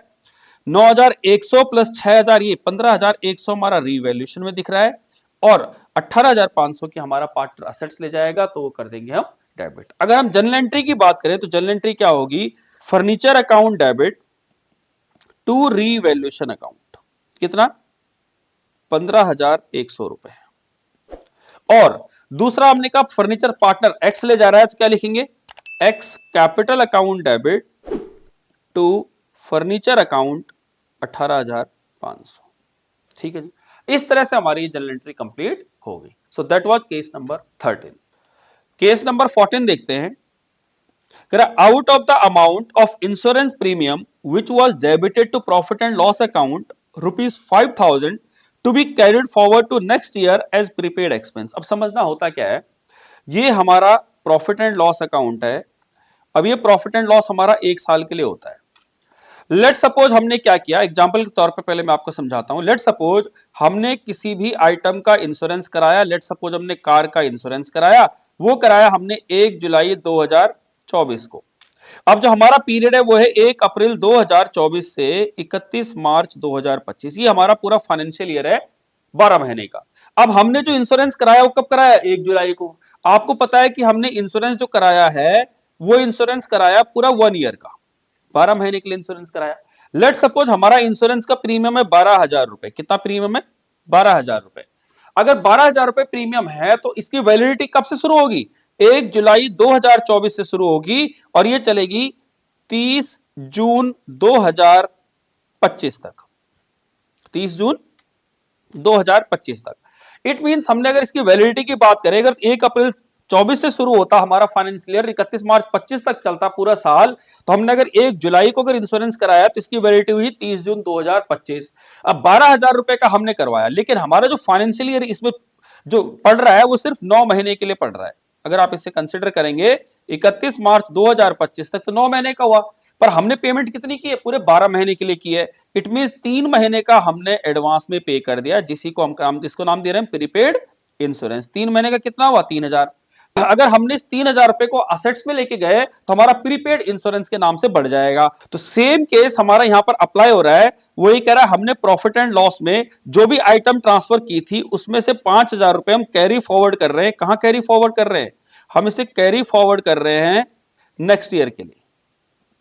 और नेक्स्ट ईयर का मीनिंग हुआ कि हमारे अगले साल क्या बढ़ने वाली है, असेट्स बढ़ने वाली है, तो हमारा प्रीपेड इंश्योरेंस। तो अब हम इसको अगर अकाउंटिंग ट्रीटमेंट करेंगे तो क्या करेंगे, एक हम बनाएंगे रीवैल्यूएशन अकाउंट और एक बनाएंगे हम बैलेंस शीट। तो बैलेंस शीट में हमारा किस नाम से आ जाएगा, प्रीपेड इंश्योरेंस के नाम से आ जाएगा, कितना, 5,000 रुपए। और रिवॉल्यूशन में हमारी असेट्स बढ़ रही है तो हमने यहां लिख दिया प्रीपेड एक्सपेंसेस 5,000 रुपए। जनरल एंट्री की बात करें तो एंट्री क्या होगी, जनरल एंट्री होगी हमारी prepaid insurance account debit to revaluation account, to revaluation account 5,000 रुपए। क्लियर बात, that was case number 14। Next देखते हैं। नेक्स्ट केस लिखा हुआ है expenses on revaluation were 1,000 and it was paid by partner Y. यह लिखा हुआ है और expenses on revaluation were 1,000 and it was paid by firm. अब प्लीज समझना दोनों केस अलग अलग हैं। इट मींस हमारे पास क्या आएगा, फर्म होगी या पार्टनर होगा। अब इसके अंदर दो पॉसिबिलिटी आती है कि बियर कौन कर रहा है और पे कौन कर रहा है। अगर बियर फर्म कर रही है और पेमेंट भी अगर फर्म कर रही है, बियर अगर फर्म कर रही है और पेमेंट भी अगर फर्म कर रही है, तो हम सिंपल से लिखेंगे revaluation account debit to cash और बैंक अकाउंट। ये डायरेक्टली हमारी पेमेंट हो जाएगी। बियर कौन कर रहा है, फर्म कर रहा है, पे कौन फर्म कर रहा है, एंट्री क्या होगी, रिवॉल्यूशन टू बैंक। दूसरा केस, बियर कौन कर रहा है, पार्टनर कर रहा है, पे भी कौन कर रहा है, पार्टनर कर रहा है, इस केस में कुछ एंट्री नहीं होगी, क्योंकि बियर भी कौन कर रहा है, पार्टनर कर रहा है, और पे भी कौन कर रहा है, पार्टनर कर रहा है। दैट्स व्हाई ये सिर्फ पार्टनर से रिलेटेड है, पार्टनर अपना खुद समझेगा, हमें इसमें कुछ भी नहीं करना है। पहली सिचुएशन। दूसरी सिचुएशन, बियर कौन कर रहा है, फर्म कर रही है। बियर कौन कर रहा है, फर्म कर रही है, और पेमेंट कौन कर रहा है, पार्टनर कर रहा है। बियर कौन कर रही है, फर्म कर रही है, पेमेंट कौन कर रहा है, पार्टनर कर रहा है। अगर फर्म बियर कर रही है तो फर्म के लिए नुकसान है, तो फर्म क्या लिखेगी एंट्री, रीवैल्यूएशन अकाउंट डेबिट। लेकिन किसने पेमेंट की है, पार्टनर ने की है, तो पार्टनर को पेमेंट करनी पड़ेगी, इसलिए हमने लिखा पार्टनर्स कैपिटल अकाउंट। क्लियर है बात। तो अगेन आई एम रिपीटिंग, अगर बियर कौन कर रहा है, फर्म कर रही है, पेमेंट कौन कर रहा है, पार्टनर कर रहा है, तो एंट्री क्या होगी, revaluation account debit to partners capital account. अब नेक्स्ट केस देखते हैं कि पेमेंट कौन कर रही है, पेमेंट फर्म कर रही है, बट बियर कौन कर रहा है, इस बार पार्टनर कर रहा है, इस बार पार्टनर बियर कर रहा है। तो एंट्री क्या होगी, एंट्री होगी partners capital account debit to bank account. So that was case number 15। Case number 16 देखते हैं क्या लिखा हुआ है। कह रहा है there was an amount of debtors 20,000 less provision for doubtful debt 500 in the balance sheet of existing partners. It means ये हमारी बैलेंस शीट दी हुई है, यहां पर लिखा हुआ है डेटर्स जो दे रखे हैं 20,000 रुपए के, और less provision for doubtful date दिया हुआ है 500 रुपए। इट मींस हमारी बैलेंस शीट में दिख रहा होगा 19,500। आगे लिखा हुआ एडजस्टमेंट में, एडजस्टमेंट क्या दिए, provision for doubtful debt should be brought up to 10% on debtor. Debtor पर 10% का प्रोविजन बनना चाहिए। अगर 10% कहें तो डेटर हमारे 20,000 के हैं, 20,000 का अगर हम 10% निकालें तो कितना प्रोविजन बनना चाहिए, 2,000 का प्रोविजन बनना चाहिए। इट मींस अगर मैं रिवाइज बैलेंस शीट बनाऊं तो मेरे डेटर्स कितने हैं, डेटर्स है मेरे 20,000 रुपए के। अब वो कह रहा है नया प्रोविजन कितना बनना चाहिए, 2,000 बनना चाहिए, जिसमें कि हमारा ओल्ड प्रोविजन कितना है, 500 का। अगर ओल्ड प्रोविजन 500 का है तो न्यू प्रोविजन कितना और बनाएंगे, 1,500 का, क्योंकि हमारे को नेट डेटर कितना बनाना है, 2,000 का प्रोविजन बनाना है।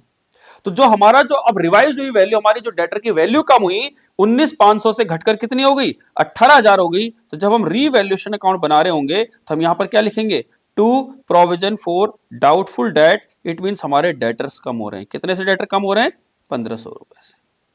क्लियर है बात। केस नंबर 17 में क्या लिखा हुआ है कि there was an amount of debtor 20,000 less provision for doubtful debt 500 in the balance sheet of the existing firm.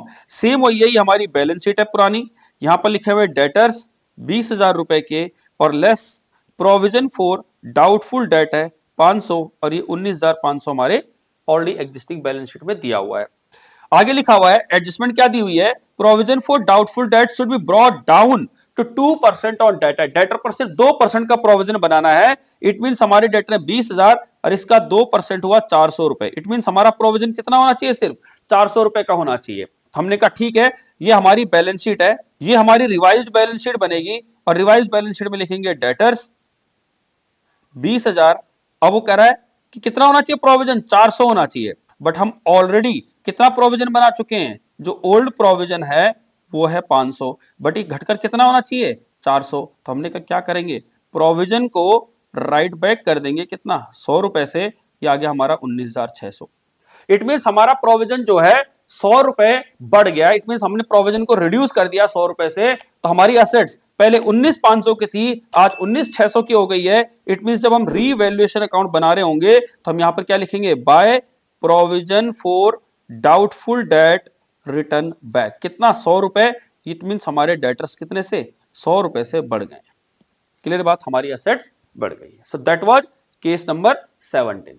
Now move on case number 18। अगर हम 18 की बात करें तो लिखा है there was an amount of debtors 20,000 less provision for doubtful debt 3,000 in the balance sheet of existing partners. It means ये हमारी बैलेंस शीट दी हुई है, इसमें लिखा हुआ है डेटर्स हैं 20,000 रुपए के, और लेस लिखा हुआ है प्रोविजन फॉर डाउटफुल डेट है 3,000 रुपए। इट मींस हमारी एग्जिस्टिंग बैलेंस शीट में कितने डेटर आ रहे होंगे, 17,000।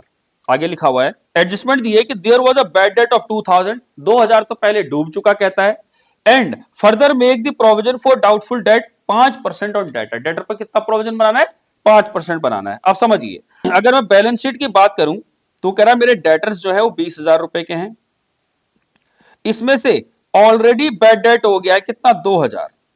हमने 3000 का जो प्रोविजन बनाया था इसमें से हमने 2000 रुपए कहां ट्रांसफर कर दिए बैड डेट में। अब हमारे डेटर कितने बच गए 18000। अब वो कह रहे जो बचे हुए डेटर है उस पर 5% का प्रोविजन बनाना है। तो हमने कहा प्रोविजन फॉर डाउटफुल डेट कितना होगा 5%। 18000 का 5% होता है 900 रुपए। इट मीन हमारे डेटर कितने हो गए अब 17100 के, और पहले डेटर कितने थे 17000 के। हमारे 100 रुपए से अगर डेटर बढ़ गए तो अगर हम जब रीवैल्यूएशन अकाउंट बनाएंगे तो हम यहां पर क्या लिखेंगे by provision for doubtful debt written back.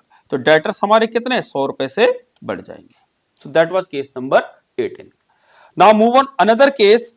क्या लिखा हुआ है there was an amount of debtor 20,000 less provision for doubtful debt 3,000 in the balance sheet. ये हमारी एग्जिस्टिंग बैलेंस शीट में क्या दिया हुआ है, ये बैलेंस शीट में दिया हुआ है डेटर्स जो कि 20,000 के दिए हुए हैं less provision for doubtful date है 3,000 रुपए। इट मीन हमारी बैलेंस शीट में भी 17,000 के डेटर्स दिख रहे होंगे। एडजस्टमेंट में क्या लिखा हुआ है there was a bad debt of 2,000 further make provision for doubtful debt 10% on debtor. अब वो कह रहा है कि जो हमारी बैलेंस शीट है रिवाइज्ड वाली, वो कह रहा है इसमें जो डेटर्स हमारे हैं तो 20,000 के, पर इसमें ऑलरेडी जो बैड डेट हो गए वो कितने हैं 2,000। तो आज हमारे पास कितने डेटर बचे 18,000। इस 3,000 में से हमने कहा 2,000 तो हमने कहां यूज कर लिया बैड डेट में यूज कर लिया। अब आगे कह रहा है कि जो प्रोविजन बनाना है आपको प्रोविजन फॉर डाउटफुल डेट बनाना है वो बनाना है इस बार 10%। तो 10% कितना हुआ 1800। तो अब हमारी वैल्यू कितनी बच गई 16,200। इट मीन हमारे 17,000 के डेटर घटकर कितने हो गए 16,200 हो गए। इट मीन हमारे डेटर 800 रुपए से रिड्यूस हो गए। और जब हमारी असेट्स घटेगी तो हमें क्या बनाना होगा रीवैल्यूएशन अकाउंट बनाना होगा। और जब रीवैल्यूएशन अकाउंट बनाएंगे तो यहां पे लिखेंगे to provision for doubtful debt. It mean हमारे डेटर्स कितने रुपए से कम हो गए 800 रुपए से कम हो गए। क्लियर बात। That was case number 19। अगर हम केस नंबर 20 की बात करें तो क्या लिखा है there was an amount of debtor 75,000 in the balance sheet. ये हमारी बैलेंस शीट है, इसमें हमें डेटर्स जो दिए हुए हैं वो दिए हुए हैं 75,000 के। आगे लिखा हुआ एडजस्टमेंट में कि debtors to the extent of 5,000 was unrecorded. It means 5,000 के डेटर ऐसे हैं जो अभी तक हमने रिकॉर्ड नहीं किए। तो हम इसे रिकॉर्ड करेंगे जब तो होगा क्या कि हमारे जो डेटर्स थे 75,000 रुपए के, अब ये अनरिकॉर्डेड डेटर्स हमारे इस टोटल डेटर को बढ़ा देंगे तो हमारे डेटर कितने हो गए 80,000। और जब 80,000 के डेटर हो गए इट मीन हमें फायदा हो गया। कितने का फायदा हो गया 5,000 का। हमने लिख दिया बाय डेटर्स अनरिकॉर्डेड कितना 5,000। 5,000 के हमारे डेटर बढ़ गए। अब हमारे डेटर हो गए 80,000। अब वो कह रहा है आगे कि 5% provision for bad and doubtful debt will be created on debtor. Debtor पर आपको 5% का प्रोविजन बनाना है। अगर मैं 5% का प्रोविजन बनाऊं तो यहां पर क्या लिखेंगे प्रोविजन फॉर डाउटफुल डेट 5%। और 80,000 का 5% कितना हुआ 4,000 रुपए। तो हमारे डेटर कितने बच गए 76,000। इट मीन अगर मैं यहां पे लिखूं तो प्रोविजन फॉर डाउटफुल डेट कितना 4,000, ये मेरे डेटर्स को क्या कर दे रहा है कम कर दे रहा है। Clear. So that is case number 20। Case number 21 देखते हैं क्या लिखा हुआ है a debtor whose dues 15,000 were written off as bad debt last year पे 10,000 इन फुल सेटलमेंट। वो कह रहा है कि 15,000 रुपए के जो डेटर थे 15,000 रुपए के जो डेटर थे वो पिछले साल हमने बैड डेट मान लिया था, उसे बुक से हटा दिया था, राइट बैक कर दिया था, जो हो गया उसकी बात ही नहीं कर रहे। कह रहा है कि इस साल वो 10,000 रुपए देके चला जा रहा है। अगर वो 10,000 रुपए देके जा रहा है तो होगा क्या, अगर मैं अपनी जर्नल एंट्री अगर इसमें करें तो एंट्री क्या होगी bank account debit to bad debt recovered. और बैड डेट रिकवर्ड का मीनिंग यहां पर क्या है रीवैल्यूएशन अकाउंट। क्या होगा अगर हम बात करें रीवैल्यूएशन अकाउंट की तो यहां पर हम लिखेंगे बाय डेटर्स कितने 10,000 रुपए। और दूसरा जब हम यानी कैश और बैंक अकाउंट बना रहे होंगे उसमें लिखेंगे हम यहां पे बैड डेट रिकवर्ड कितना 10,000 रुपए। यह हम रीवैल्यूएशन भी लिख सकते हैं। क्लियर है बात। नेक्स्ट केस देखते हैं case number 22। A bill of rupees 10,000 for electricity was not accounted in the books of accounts in outstanding dues but not paid. It means हमारी लाइबिलिटी क्रिएट हो रही है। एक 10,000 रुपए का ऐसा इलेक्ट्रिसिटी का बिल जो अभी तक आउटस्टैंडिंग है हमने पे नहीं किया है। तो होगा क्या, जब हम रीवैल्यूएशन अकाउंट बना रहे होंगे तो हमारे लिए क्या होगा, एक लायबिलिटी क्रिएट हो रही है, हमारे लिए नुकसान हो रहा है, हमारी लायबिलिटीज इंक्रीज हो रही है। तो हमने कहा आउटस्टैंडिंग इलेक्ट्रिसिटी बिल कितना, 10,000 रुपए। और जब हम बैलेंस शीट बना रहे होंगे तो बैलेंस शीट में क्या लिखेंगे, लायबिलिटी साइड में आउटस्टैंडिंग इलेक्ट्रिसिटी बिल 10,000 रुपए। ठीक, अगर हम जनरल एंट्री की बात करें तो क्या लिखेंगे, revaluation account debit, journal entry क्या होगी, revaluation account debit to outstanding electricity bill account. ठीक है, 10,000 रुपए। नेक्स्ट केस देखते हैं, केस नंबर 23। क्या लिखा हुआ है, कह रहा है there being a claim against the firm for damages a liability to the extent of 10,000 will be created for the same।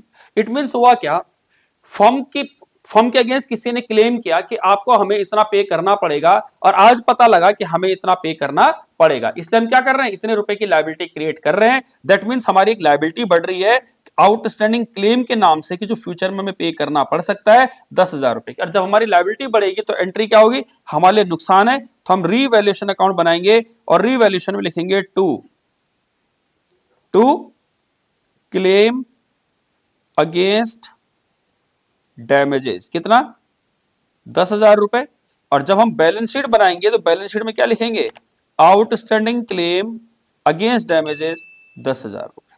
अगर हम एंट्री की बात करें तो एंट्री क्या होगी, revaluation account debit to outstanding claim against damages 10,000 रुपए। ठीक है जी। नेक्स्ट केस देखते हैं क्या लिखा हुआ है, an old typewriter of ₹5,000 which did not appear in the books to be recorded. याद होगा ये अनरिकॉर्डेड असेट्स हो गई, और जब अनरिकॉर्डेड असेट्स हमारी आएगी तो हमारी क्या होगी, असेट्स की वैल्यू बढ़ रही है, और जब असेट्स की वैल्यू बढ़ रही है तो ये हमारे लिए फायदा है। तो जब हम रीवैल्यूएशन अकाउंट बना रहे होंगे तो रीवैल्यूएशन अकाउंट में क्या लिखेंगे, बाय टाइपराइटर अनरिकॉर्डेड असेट्स, कितना, 5,000 रुपए। और जब हमारे लिए असेट्स बढ़ रही है तो हमारी क्या होगी, बैलेंस शीट में भी दिखेगा ये। तो हमने बैलेंस शीट में क्या दिखा, टाइपराइटर दिख रहा होगा, बैलेंस शीट में क्या दिख रहा होगा, टाइपराइटर कितने का, 5,000 रुपए का। अगर हम जनरल एंट्री की बात करें तो जनरल एंट्री क्या होगी, typewriter account debit to revaluation account 5,000 रुपए। क्लियर है। केस नंबर 25 देखते हैं क्या लिखा हुआ है, कह रहा है an account unaccounted commission receivable of ₹1,000 to be accounted. Unaccounted means अभी तक हमने उसे बुक्स में रिकॉर्ड नहीं किया है, और ये कमीशन रिसीवेबल है, मतलब हमें मिलनी है। अगर मिलनी है तो ये भी हमारी क्या हो गई, एक अनरिकॉर्डेड असेट्स हो गई।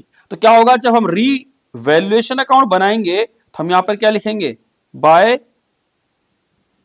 कमीशन रिसीवेबल, कितना, 1,000 रुपए। और जब हम बैलेंस शीट बनाएंगे तो बैलेंस शीट में क्या लिख देंगे, असेट साइड कमीशन रिसीवेबल 1,000 रुपए। ठीक, अगर हम जनरल एंट्री की बात करें तो एंट्री क्या होगी, commission receivable account debit to revaluation account 1,000 रुपए। केस नंबर 26 लिखा हुआ है, 1 month salary of 20,000 is outstanding. It means हमारी लायबिलिटी बढ़ रही है, और जब लायबिलिटी बढ़ेगी तो हम क्या बनाएंगे, रीवैल्यूएशन अकाउंट, और रीवैल्यूएशन अकाउंट में क्या लिखा होगा, टू आउटस्टैंडिंग सैलरी 20,000। और जब आउटस्टैंडिंग सैलरी बढ़ रही है तो हमारी लायबिलिटी को बढ़ाएगा, हम लायबिलिटी साइड में लिख देंगे आउटस्टैंडिंग सैलरी 20,000। अगर हम जनरल एंट्री की बात करें तो एंट्री क्या होगी, revaluation account debit to outstanding salary कितने रुपए, 20,000 रुपए। केस नंबर 27 देखते हैं, there was the balance of creditors 2,60,000 and bills payable 1 lakh in the existing balance sheet. वही कह रहा है, जो आपको बैलेंस शीट दी हुई है, इस बैलेंस शीट में क्रेडिटर्स दे रखे हैं आपको 2,60,000 के, और बिल्स पेबल दिया हुआ आपको 1,00,000 रुपए का। एडजस्टमेंट लिखी हुई है, it is determined that the creditors of 15,000 were not to be paid. 15,000 के क्रेडिटर्स को पे करने की जरूरत नहीं है। आगे लिखा है, bills accepted 40,000 issued by creditors were not recorded in the books. वो कह रहा हमने जो क्रेडिटर्स को बिल इशू किए थे 40,000 रुपए के, वो क्रेडिटर्स ने एक्सेप्ट नहीं किए। अगर वो एक्सेप्ट करता तो एंट्री क्या होती, हमारी एंट्री होती, क्रेडिटर्स को अगर एक्सेप्ट करते तो क्रेडिटर्स हमारे कम हो जाते, हम एंट्री करते creditors account debit to bills payable, कितने, 40,000 रुपए के। ठीक है जी। अब देखते हैं, अब हम इसका अकाउंटिंग ट्रीटमेंट कैसे करेंगे। हम सबसे पहले बनाएंगे रीवैल्यूएशन अकाउंट और एक बनाएंगे हम रिवाइज्ड बैलेंस शीट। सबसे पहले हम बात करते हैं क्रेडिटर्स की। क्रेडिटर्स हमें दे रखे हैं 2,60,000 रुपए के और बिल्स पेबल हमें दिया हुआ है कितना, 1,00,000 रुपए का। पहले एडजस्टमेंट कहता है कि क्रेडिटर्स जो है 15,000 रुपए के क्रेडिटर्स को पे करने की जरूरत नहीं है, तो ये हमारा फायदा हो गया। हमने रिवैल्यूएशन में लिख दिया बाय क्रेडिटर्स रिटर्न बैक कितने, 15,000 रुपए। आप क्रेडिटर्स को 15,000 रुपए हटा दिया। जैसे ही क्रेडिटर्स कम होंगे हमने यहां पर क्रेडिटर्स को कम कर दिया कि अब हमें पेमेंट करने की जरूरत नहीं है, राइट बैक कर दिया हमने 15,000 रुपए क्रेडिटर्स। हमारे पास कितना बच गया, 2,45,000 के क्रेडिटर्स बच गए। दूसरा वो कह रहा है कि जो हमारे क्रेडिटर्स हैं उनको हमने क्या किया, बिल इशू किया था लेकिन वो रिकॉर्ड नहीं हुआ। अगर आज रिकॉर्ड करेंगे तो क्या होगा, हमारे क्रेडिटर्स कम हो जाएंगे और हमारा उतने से बिल्स पेबल बढ़ जाएगा। तो हमने कहा बिल्स पेबल को बढ़ा दिया हमने यहां पे कि ये क्या है हमारा ओमिटेड हो गया था, हमारा ओमिट हो गया था कितना, 40,000 रुपए। 40,000 से हमने बीपी बढ़ा दिया तो हमारा 1,40,000 का बिल्स पेबल हो गया। और क्रेडिटर्स को आज अगर हम रिकॉर्ड करेंगे तो ओमिट हो गया था हमारा कितना, 40,000 रुपए। तो आज हमारे क्रेडिटर्स कितने बच जाएंगे, 2,05,000 रुपए के। तो ये हमारी बुक्स में नेट इंपैक्ट आएगा, 2,05,000 के क्रेडिटर्स, 1,40,000 के हमारे पास बिल्स पेबल और क्रेडिट साइड में 15,000 रुपए के क्या हो गए, ये हमारे रिवैल्यूएशन हो गए। अगर हम एंट्री करें तो एंट्री क्या होगी, creditors account debit to revaluation account कितना, 15,000 रुपए से हमारे क्रेडिटर्स कम हो रहे हैं। और दूसरी एंट्री तो आपको पता ही यही वाली होगी, क्या, creditors account debit to bills payable 40,000 रुपए। ठीक, that was case number 27। Now move on case number 28। 28 में लिखा हुआ है partner X provides 1 lakh loan to the business carrying interest at the rate of 12% per annum. Partner ने loan दिया है। अगर पार्टनर ने लोन दिया है बिजनेस को तो एंट्री क्या होगी, बिजनेस के लिए तो लायबिलिटी है, तो बिजनेस के पास पैसा आएगा। एंट्री क्या होगी, bank account debit to X loan account 1,00,000 रुपए। और जिस दिन इंटरेस्ट देते हैं हम, इंटरेस्ट हमारा प्रॉफिट एंड लॉस का हिस्सा होगा, ना कि प्रॉफिट एंड लॉस एप्रोप्रिएशन का। इसका हम already treatment fundamental of partnership में पढ़ चुके हैं, जैसा होना है वैसे का वैसे ही होगा। केस नंबर 29 देखते हैं क्या लिखा हुआ है। कह रहा there was the balance of bills receivable 34,000 and debtors 87,000 in the existing balance sheet. ये हमारी बैलेंस शीट दे रखी है। इधर हमारे को लिखा हुआ है बी आर, बिल्स रिसीवेबल है 34,000 रुपए के एंड डेटर्स दे रखे हैं 87,000 के। एडजस्टमेंट में लिखा हुआ है bills receivable 14,000 discounted with the bank was dishonoured. हमने बिल जो बैंक से डिस्काउंट कराया था वो डिसऑनर्ड हो गया, which is not recorded in the books of accounts. ये रिकॉर्ड ही नहीं हो पाया। अगर हम रिकॉर्ड करेंगे तो क्या होगा, हमने जब डेटर को बिल दिए होंगे तो उस केस में क्या होगा, हमारे डेटर्स कम हो गए होंगे और हमारा बिल इश्यू हो गया होगा। आज वो कह रहा है कि जो अगर हम इसको सेम सिचुएशन अगर करते, अगर हम बिल डेटर्स को देते तो हमारे डेटर क्या होते, डेटर्स हमारे जितने भी थे हम डेटर्स हमारे कम हो जाते और बिल्स हमारे क्या होते, बढ़ जाते। बट वो कह रहा है कि हमने इसे रिकॉर्ड किया ही नहीं। अब अगर हम रिकॉर्ड करेंगे तो बिल्स 14 के जो हमने बैंक से डिस्काउंट किया, अगर वो आज डिसऑनर्ड हो जाते हैं तो ऑटोमेटिकली हमारे डेटर वापस से बढ़ जाएंगे और हमारा बिल्स घट जाएगा। ठीक है, तो जब हमने डेटर को बिल दिया होगा, तो जब बिल दिया होगा तो हमने अपने डेटर कम किए थे और हमारे बिल्स बढ़ गए थे। बट आज अगर वो डिसऑनर्ड हो जाएगा तो हमारे डेटर वापस से बढ़ जाएंगे और बिल्स हमारे कम हो जाएंगे। तो अगर मैं रिवाइज्ड बैलेंस शीट बनाऊं तो रिवाइज्ड बैलेंस शीट में क्या होगा, अगर मैं जनरल एंट्री करूं तो क्या होगी एंट्री, जनरल एंट्री होगी हमारी bills receivable account debit to sundry debtors कितने, 14,000 रुपए। अगर इसको मैं अकाउंटिंग ट्रीटमेंट करूं तो हमारे बिल्स रिसीवेबल कितने हैं, 34,000 रुपए के हैं और हमारे डेटर्स कितने के हैं, 87,000 के हैं। तो हम इसमें से क्या करेंगे, बिल डिसऑनर्ड हो गया हमारा कितने का, 14,000 रुपए का। तो हमारे 20,000 रुपए के क्या बच गए, बिल्स रिसीवेबल, और हमारे वापस से डेटर्स बढ़ जाएंगे 14,000 रुपए से, तो हमारे डेटर्स कितने हो गए, 1,01,000। सो that was case number 29। Now move on case number 30। हम ऑलरेडी बहुत बार पढ़ चुके हैं वर्कमैन कंपनसेशन को, तो उसको हम रिपीट करते हैं। If workman compensation reserve is available 1 lakh in the balance sheet, ये आपकी बैलेंस शीट है। बैलेंस शीट में आपको वर्कमैन कंपनसेशन रिजर्व ऑलरेडी 1,00,000 रुपए का दिया हुआ है। केस नंबर देखते हैं क्या कहता है। इफ वर्कमैन कंपनसेशन क्लेम और वर्कमैन कंपनसेशन रिजर्व दोनों बराबर है, बराबर मींस एग्जैक्ट हमारे पास उतने का ही कंपनसेशन रिजर्व है जितने का हमारे पास क्लेम है। तो वही कह रहा वर्कमैन कंपनसेशन क्लेम और वर्कमैन कंपनसेशन रिजर्व बराबर है, तो हमने कहा जितना हमने पैसा बचाया था सारा का सारा हम कहा वर्कमैन कंपनसेशन क्लेम में डाल देंगे। एंट्री होगी workman compensation reserve account debit to workman compensation claim 1,00,000 रुपए। क्या एंट्री होगी? Workman compensation reserve, workman compensation reserve account debit to workman compensation claim 1,00,000 रुपए, 1,00,000 रुपए। जब बैलेंस शीट हम देखेंगे तो बैलेंस शीट में क्या हो रहा होगा? वर्कमैन कंपनसेशन रिजर्व जो 1,00,000 रुपए का था वो खत्म हो जाएगा और नए बैलेंस शीट में वर्कमैन कंपनसेशन क्लेम के नाम से 1,00,000 रुपए आ जाएगा। केस नंबर 2 देखते हैं। कह रहा इफ वर्कमैन कंपनसेशन क्लेम 60,000 और workman compensation reserve 1,00,000, it mean हमारा क्लेम इस बार कम आया है और रिजर्व हमारे पास ज्यादा है। तो हमने कहा 1,00,000 रुपए का रिजर्व है, उसमें से हम 60,000 क्लेम में डाल देंगे और बाकी 40,000 पार्टनर को बांट देंगे। तो एंट्री क्या करेंगे? Workman compensation reserve account debit to workman compensation claim 60,000 and to old partner 40,000। तो एंट्री क्या होगी? Workman compensation reserve account debit 1,00,000 रुपए टू वर्कमैन कंपनसेशन क्लेम 60,000 रुपए और बाकी जो बचा हुआ 40,000 है उसे ओल्ड पार्टनर में इनकी ओल्ड रेशियो में डिस्ट्रीब्यूट कर देंगे। अगर मैं इसको अकाउंटिंग के पॉइंट ऑफ व्यू से दिखूं तो बैलेंस शीट में किस तरह दिखेगा? ये बैलेंस शीट में दिखेगा वर्कमैन कंपनसेशन रिजर्व जो हमारा 1,00,000 रुपए का था, इसमें से हमने वर्कमैन कंपनसेशन क्लेम में डाल दिए 60,000 रुपए और बाकी हमने ओल्ड पार्टनर में बांट दिए 40,000 रुपए। ये खत्म हो गया।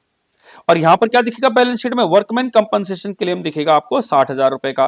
पर जब मैं पार्टनर कैपिटल अकाउंट बनाऊंगा, जब मैं पार्टनर कैपिटल अकाउंट बनाऊंगा तो जो भी पार्टनर होंगे 1 2 3 जो भी पार्टनर होंगे ए बी सी जो भी होंगे ओल्ड पार्टनर, हम यहां लिखेंगे बाय वर्कमैन कंपनसेशन रिजर्व और जो 40,000 है उसे बांट देंगे। मान लेते हैं अगर 40,000 में 20,000 इसका बनता है, 10,000 इसका बनता है और 10,000 इसका बनता है, 2:1 के रेशियो में हमने बांट दिया। तीसरी पॉसिबिलिटी क्या है? इफ वर्कमैन कंपनसेशन अब 1,60,000 का हो गया है और क्लेम हमारे पास कितना है? रिजर्व कितना है? सिर्फ 1,00,000 का है। तो वर्कमैन कंपनसेशन का क्लेम अब ज्यादा आ गया और हमारे पास रिजर्व पड़ा है कम। हमने कहा कोई दिक्कत नहीं है, जो हमारे पास 1,00,000 का रिजर्व पड़ा था वो तो हम क्लेम में दे देंगे, बाकी 60,000 जो कम पड़ेगा उसे हम रीवैल्यूएशन से लेके आएंगे। तो एंट्री क्या होगी? Workman compensation reserve 1,00,000, revaluation account debit 60,000 to workman compensation claim 1,60,000। तो एंट्री क्या होगी? Workman compensation reserve 1,00,000, revaluation account 60,000 to workman compensation claim 1,60,000। अगर मैं इसे बैलेंस शीट में प्रेजेंट करूं तो कैसे होगा? ये मेरी बैलेंस शीट होगी। इस बैलेंस शीट में मेरा वर्कमैन कंपनसेशन रिजर्व 1,00,000 का दिया था, मैंने सारा का सारा क्लेम में ट्रांसफर कर दिया। वर्कमैन कंपनसेशन क्लेम 1,00,000 तो ये आ गया और प्लस रीवैल्यूएशन से आया कितना? 60,000 रुपए। तो मेरा 1,60,000 हो गया टोटल, 1,60,000 आ गया बैलेंस शीट में। अगर मैं रीवैल्यूएशन की बात करूं तो रीवैल्यूएशन में क्या रहा होगा? वर्कमैन कंपनसेशन क्लेम 60,000 रुपए। इस तरह से हम इसे अकाउंटिंग ट्रीटमेंट करेंगे वर्कमैन कंपनसेशन रिजर्व का। अब मान के चलिए आपका क्लेम आए ही ना, अगर आपका क्लेम ये भी पॉसिबिलिटी हो सकती है कि वर्कमैन कंपनसेशन क्लेम 0 आए। अगर 0 आएगा तो आपको कुछ नहीं करना, ये 1,00,000 पूरे का पूरा पार्टनर्स में बांट देना है। एंट्री करोगे आप workman compensation reserve account debit to old partners capital account. It mean ये सारा का सारा 1,00,000 रुपए ओल्ड पार्टनर्स में बांट देना है। सो that was case number 30। Move on case number 31। 31 देखते हैं क्या लिखा हुआ है। कहता है if investment of ₹1,00,000 and investment fluctuation 30,000 both are given in the existing balance sheet. It means ये आपको बैलेंस शीट दी हुई है, इस बैलेंस शीट में आपको इन्वेस्टमेंट दी हुई है 1,00,000 रुपए की और इन्वेस्टमेंट फ्लक्चुएशन फंड दिया हुआ है 30,000 रुपए का। ये आपको क्वेश्चन में गिवन है। अब वो पॉसिबिलिटी बता रहा है। सबसे पहली पॉसिबिलिटी कहता है कि मार्केट वैल्यू इन्वेस्टमेंट की 70,000 है। अगर इन्वेस्टमेंट की मार्केट वैल्यू 70,000 हो गई है तो हमने कहा हमारे पास 1,00,000 रुपए की इन्वेस्टमेंट थी, आज उसकी वैल्यू 70,000 हो गई है। दैट मींस इन्वेस्टमेंट की वैल्यू 30,000 रुपए घट गई है। अगर इन्वेस्टमेंट की वैल्यू 30,000 घटी है और हमने 30,000 का अगर प्रोविजन ऑलरेडी बना के रखा हुआ है, हम कुछ नहीं करेंगे, सारा का सारा प्रोविजन हम इन्वेस्टमेंट से एडजस्ट करेंगे। तो एंट्री क्या होगी? एंट्री हो जाएगी हमारी investment fluctuation fund account debit to investment कितना? पूरा 30,000 रुपए। क्लियर है? तो एंट्री क्या होगी? Investment fluctuation fund account debit to investment 30,000 रुपए। दूसरा केस देखते हैं। अगर मार्केट वैल्यू कह रहा 60,000 होगी, अब मार्केट वैल्यू क्या हो गई? 60,000। तो हमने कहा इन्वेस्टमेंट की वैल्यू कितनी डाउन हो गई? 40,000। पर हमने रिजर्व कितना बचाया हुआ है? 30,000। तो बाकी 10,000 कहां से लेके आएंगे? रिवैल्यूएशन से लेके आएंगे। तो एंट्री क्या होगी? Investment fluctuation fund account debit, revaluation account debit to investment, क्योंकि इन्वेस्टमेंट हमारी 40,000 कम हो गई है, जबकि 30,000 का फंड पड़ा हुआ है, तो 10,000 हम कहां से लेके आएंगे, रीवैल्यूएशन अकाउंट से लेके आएंगे। तो एंट्री क्या होगी, investment fluctuation fund account debit 30,000, investment fluctuation fund account debit 30,000, revaluation account 10,000 to investment 40,000। तीसरा केस पढ़ते हैं कि अगर हमारी इन्वेस्टमेंट की वैल्यू 80,000 हो गई, अब हमारी देखिए इन्वेस्टमेंट की वैल्यू अगर 80,000 हो गई तो कितनी डाउन हुई, मात्र 20,000 डाउन हुई, कितनी डाउन, और प्रोविजन कितना बचाया हुआ है 30,000, तो हमने कहा 10,000 फ्री हो गया, उसे पार्टनर में बांट देंगे। तो एंट्री क्या होगी, investment fluctuation fund account debit कितना 30,000 टू इन्वेस्टमेंट कितना 20,000 की जरूरत थी हमें, और बाकी हमने कहा ओल्ड पार्टनर में उनकी ओल्ड रेशियो में बांट देंगे। तो एंट्री क्या होगी, investment fluctuation fund account debit 30,000 to investment 20,000 और टू एग्जिस्टिंग यानी ओल्ड पार्टनर जो भी बचा होगा अमाउंट उनके रेशो में उसे बांट देंगे। चौथा केस कहता है कि अगर मार्केट वैल्यू इन्वेस्टमेंट की 1,20,000 हो जाए, अब इन्वेस्टमेंट की वैल्यू बढ़ गई, अगर इन्वेस्टमेंट की वैल्यू बढ़ गई तो इस 30,000 की जरूरत है, अब इसकी जरूरत नहीं, इसे सारा का सारा बांट दो। तो एंट्री क्या करेंगे, investment fluctuation fund account debit to old partner, इसे हमने ओल्ड पार्टनर में बांट दिया पूरा 30,000। अब हमारी इन्वेस्टमेंट 1,00,000 से बढ़कर 1,20,000 हो गई, इट मींस 20,000 की अगर इन्वेस्टमेंट बढ़ गई है तो हमारा क्या हो गया, रीवैल्यूएशन हो गया, हमारी एसेट्स बढ़ गई। तो हम रीवैल्यूएशन अकाउंट में क्रेडिट साइड लिखेंगे, इट मींस हमारी इन्वेस्टमेंट बढ़ रही है, तो हम क्या लिखेंगे, investment account debit to revaluation account 20,000 रुपए से हमारी इन्वेस्टमेंट बढ़ गई। तो दोनों केस हमारे एक साथ होंगे केस नंबर 4 में। तो केस नंबर 4 में क्या होगा, इन्वेस्टमेंट टू रिवैल्यूएशन 20,000 रुपए से इन्वेस्टमेंट बढ़ गई है, और जो बाकी 30,000 रुपए का फंड पड़ा हुआ था इन्वेस्टमेंट फ्लक्चुएशन फंड, हमने इसे ओल्ड पार्टनर्स में बांट दिया है। केस नंबर देखते हैं 5th, कह रहा इन्वेस्टमेंट की वैल्यू अब 40,000 हो गई। अब सोच के देखिए 1,00,000 की इन्वेस्टमेंट आज 40,000 की हो गई, तो कितनी घट गई, 60,000 रुपए घट गई। फंड कितना बचा रखा हुआ है, 30,000 बचाया हुआ है, तो बाकी 30,000 कहां से लेके आएंगे, रिवैल्यूएशन से लेके आएंगे। तो एंट्री क्या होगी, investment fluctuation fund account debit 30,000, revaluation account debit 30,000 and to investment कितनी 60,000 होगी, 60,000 घट गई। क्लियर है बात, तो क्या करेंगे, एंट्री क्या होगी, entry investment fluctuation fund 30,000, revaluation 30,000 और बाकी इन्वेस्टमेंट होगी हमारी 60,000। क्लियर है बात। नेक्स्ट केस देखते हैं कि अगर मार्केट वैल्यू इन्वेस्टमेंट की एग्जैक्ट 1,00,000 है, अगर मार्केट वैल्यू एग्जैक्ट 1,00,000 है, इट मींस कोई चेंज नहीं आया इन्वेस्टमेंट में, कोई डाउन नहीं आया इन्वेस्टमेंट में, तो हमने कहा हमारा रिजर्व पूरा का पूरा फ्री हो गया, इसे हम पार्टनर में बांट देंगे, investment fluctuation fund account debit to old partners capital account, पूरा का पूरा 30,000। आई होप आपको ये पूरा का पूरा केस समझ में आया होगा। केस नंबर 31 हमने बहुत सारी एडजस्टमेंट की। तो अगर हम आज की देखें, अगर हमने एज ऑन डेट देखें, तो हमने क्या किया, हमने कहा जितनी भी एडजस्टमेंट पार्टनर से कैपिटल से रिलेटेड हो, नए पार्टनर की, या गुडविल से रिलेटेड हो, या एग्जिस्टिंग बैलेंस शीट में रिजर्व पड़ा हुआ है, प्रॉफिट्स पड़े हैं, लॉसेस पड़े हैं, या एग्जिस्टिंग गुडविल पड़ी है, उसका ट्रीटमेंट कैसे करना है वो हमने अलग सीखा पार्ट 1 में। और पार्ट 2 में हमने सीखा कि रिवॉल्यूशन से रिलेटेड, पार्टनर कैपिटल से रिलेटेड या बैलेंस शीट से रिलेटेड जितनी भी एडजस्टमेंट हो सकती है, हमने कोशिश की है कि सारे के सारे एडजस्टमेंट यहां पर कवर की जाए। तो हमने 1 से लेकर 31 तक की अलग एडजस्टमेंट कवर की है, और बाकी पहले 3 केस हम ऑलरेडी कवर कर चुके हैं, जिसमें हमने पार्टनर कैपिटल के बारे में बात की, पार्टनर जब गुडविल लेके आएगा उसकी बात की, हमने कहा रिजर्व्स होंगे पुराने उसे कैसे बांटेंगे, प्रॉफिट्स होंगे उसे कैसे बांटेंगे, लॉसेस होंगे उसे कैसे बांटेंगे, डेफर्ड रेवेन्यू एक्सपेंडिचर कैसे बांटेंगे, ये हम बात करें एग्जिस्टिंग गुडविल की उसे कैसे बांटेंगे, वो हमने टोटल इसके अंदर सीखा है। अब इससे रिलेटेड जितने भी क्वेश्चंस होंगे जो आपके फाइनल 6 मार्क्स या 8 मार्क्स जो भी आपके एग्जाम में पूछे जाएंगे बोर्ड एग्जाम में, उस पर बेस देखते हैं कि फुल फ्लैश क्वेश्चन किस तरह से सॉल्व किया जाएगा।